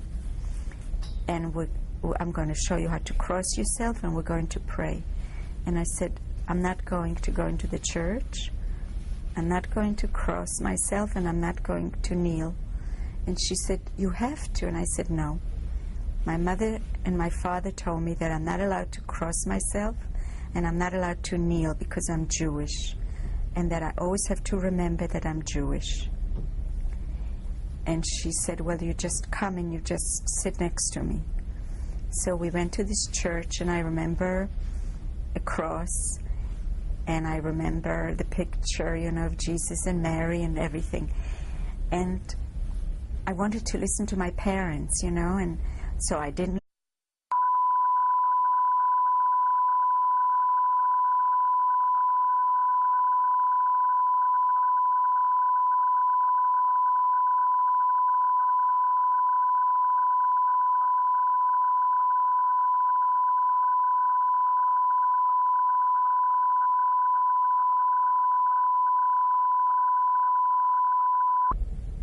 Today's date is December 10th, 1996. The survivor is Rachel L. Gottstein. Landau is the maiden name. Renee Firestone is the interviewer. We're in San Mateo, United States of America. The language of the interview is English. California. It is December 10th, 1996. My name is Renee Firestone, R-E-N-E-E. Firestone, and I want to thank Rachel Gottstein for permitting us to tape her interview today. Her maiden name is Landau. We are in San Mateo, California, in the United States, and we will speak English. Good afternoon. Good afternoon. Thank you for allowing us to tape your testimony. Let's begin with telling your full name, your maiden name, and spell the names for us. Okay. My name is Rachel Landau Gottstein, and I spell Rachel R-A-C-H-E-L, Landau L-A-N-D-A-U, Gottstein G-O-T-T-S-T-E-I-N. When were you born and where? I was born September 8, 1936, in Krakow, Poland. That makes you how old today? It makes me 60 years old. And that's what I think I was born, because I don't have a birth certificate, and I don't have anybody that knows exactly when I was born.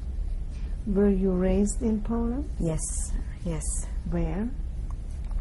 Well, it started out in Krakow, and then when bad things started happening to Jewish people, my parents decided to go and move to a town called Skawina, because my grandfather, who was also a rabbi, not a practicing rabbi, but he had smicha, which is the ordinance to be a rabbi, was also the mayor of the town of Skawina, which is very unusual that a Jew should be in those years in politics.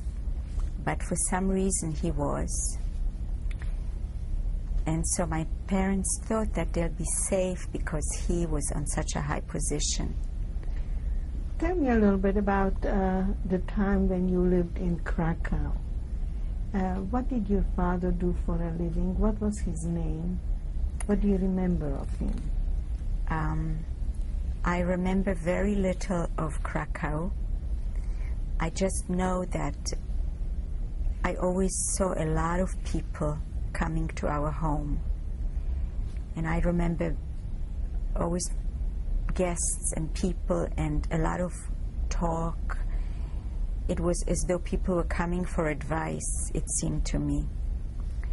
And my other grandfather also lived in Krakow, and my father's, all his brothers and sisters, and my mother's brothers and sisters.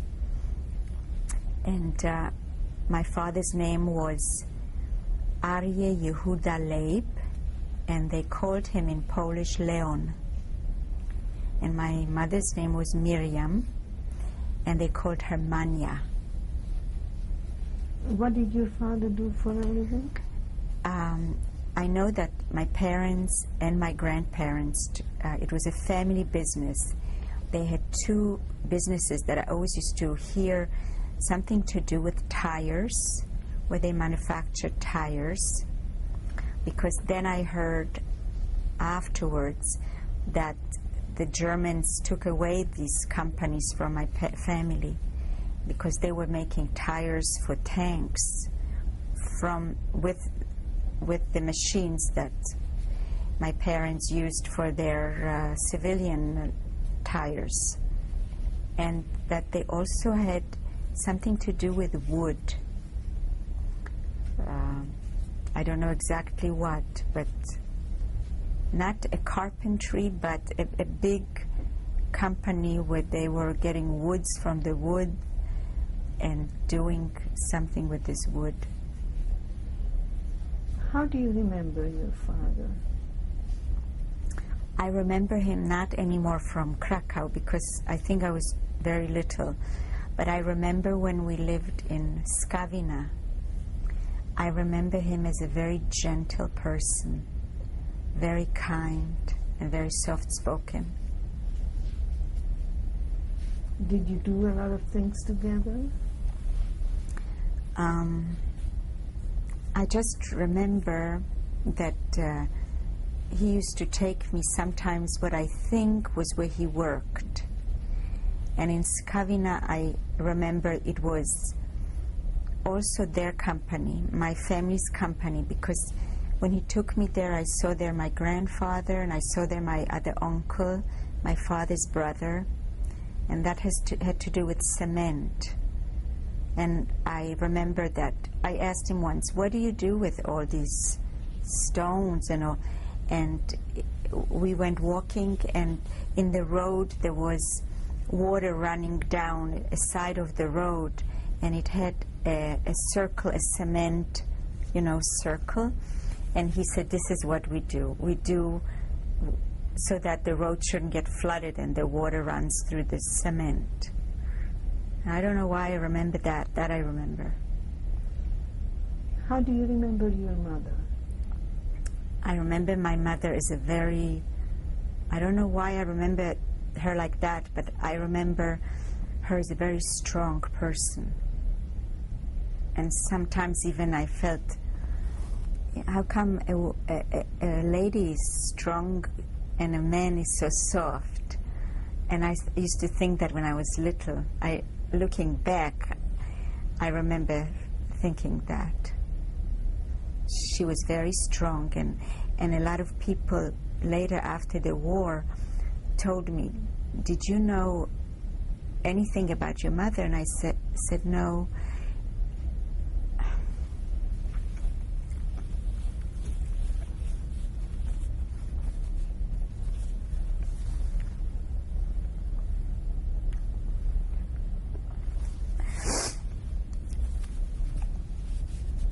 I'm sorry.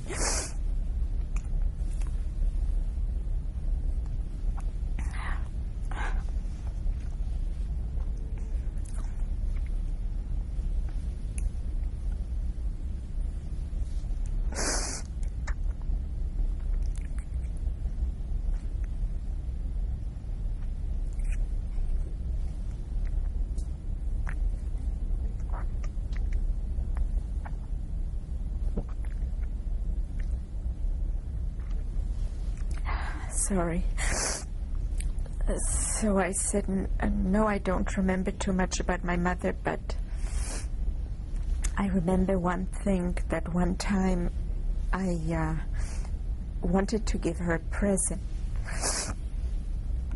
when I was very little, and I didn't know what to give her.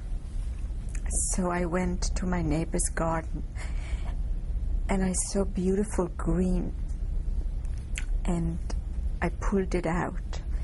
And then on the bottom were these long red orange things, it turned out to be carrots. But at that time I guess I was too young to know, and I didn't even know what it was. And I brought it to my mother.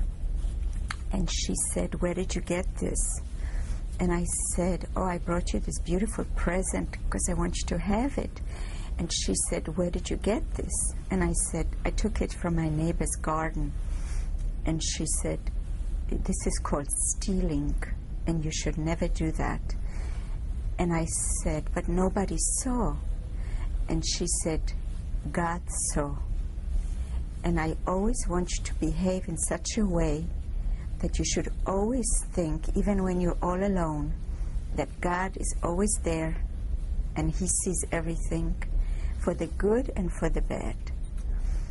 And at the time, it was a terrible thing, because she made me go back with these carrots to the neighbor, and she came with me, and she made me apologize to the neighbor and tell her that I did it. But in the long run, it was a wonderful thing, because through all the years that I was alone in the camps, and in the worst periods, I always felt I'm not alone, because God is always there with me. So that's one part of my mother. And another part is that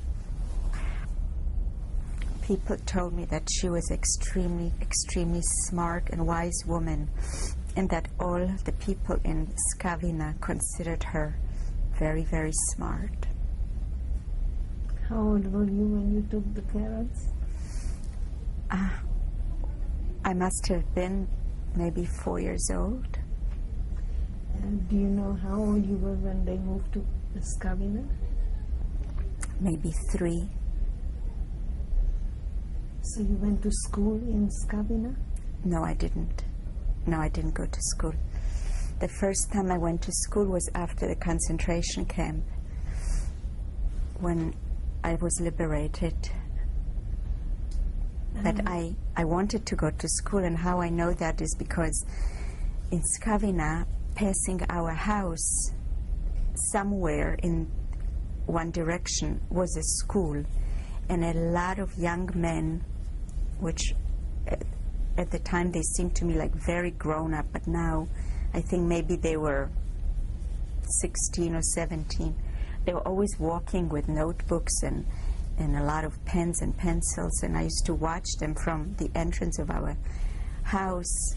And one day I just took my father's pencil, and I saw a notebook, and I took it, and I didn't tell them, and I ran after these boys, and I went after them, and I came right where they were going, and I sat down someplace in a chair in the back of the room where they all were.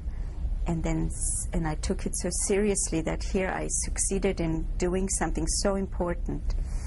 And they all turned around, and suddenly they started all laughing. And then the teacher came and took me, and all I remember is that I was crying, and then my mother came and took me, and she said, "You should never, never, never run away again." So that was my experience of school in Skavina, but that's all. How old were you then? I think I was still 4 or 5. Did you have any friends in Skavina? No, but I had, there was a nanny that every day took me in the afternoon, and she took me for walks, and she took me wherever she took care of me. And wherever she met other people, she took me in the carriage, the stroller. So the other nanny's children, I was, that was who I talked to. But no, I just had cousins. Those were my friends, my cousins. Did you have any siblings later? No, I never had any, because my parents were young when they were killed, so I didn't. How far back do you remember? As far back as what I'm telling you now. What were you doing during the day in Skavina? I don't remember very much. I just remember being at home in the morning, and my mother being busy with her father. We all lived together in a house, and my father going to work, and sometimes my mother going with me to pick him up. In the afternoon, this nanny coming and taking me and bringing back. And just my mother teaching me Kriyat Shema, which is a prayer that you say before you go to sleep, and I don't remember very much. Do you remember your grandparents? Not very much, no. Were your parents religious? Yes, my parents were religious. How religious were they? I would say modern Orthodox, which I am too now, modern Orthodox. Do you remember any of the rituals that were going on in the house? I just remember my father putting on the talit and tefillin in the morning, which is the prayer paraphernalia, that religious Jewish men pray with. And it must have been already very bad times, because if I was born in 36, so what I remember was already probably 39 or 40. And so times were bad, so I don't even think that they went to synagogue. I think everything was done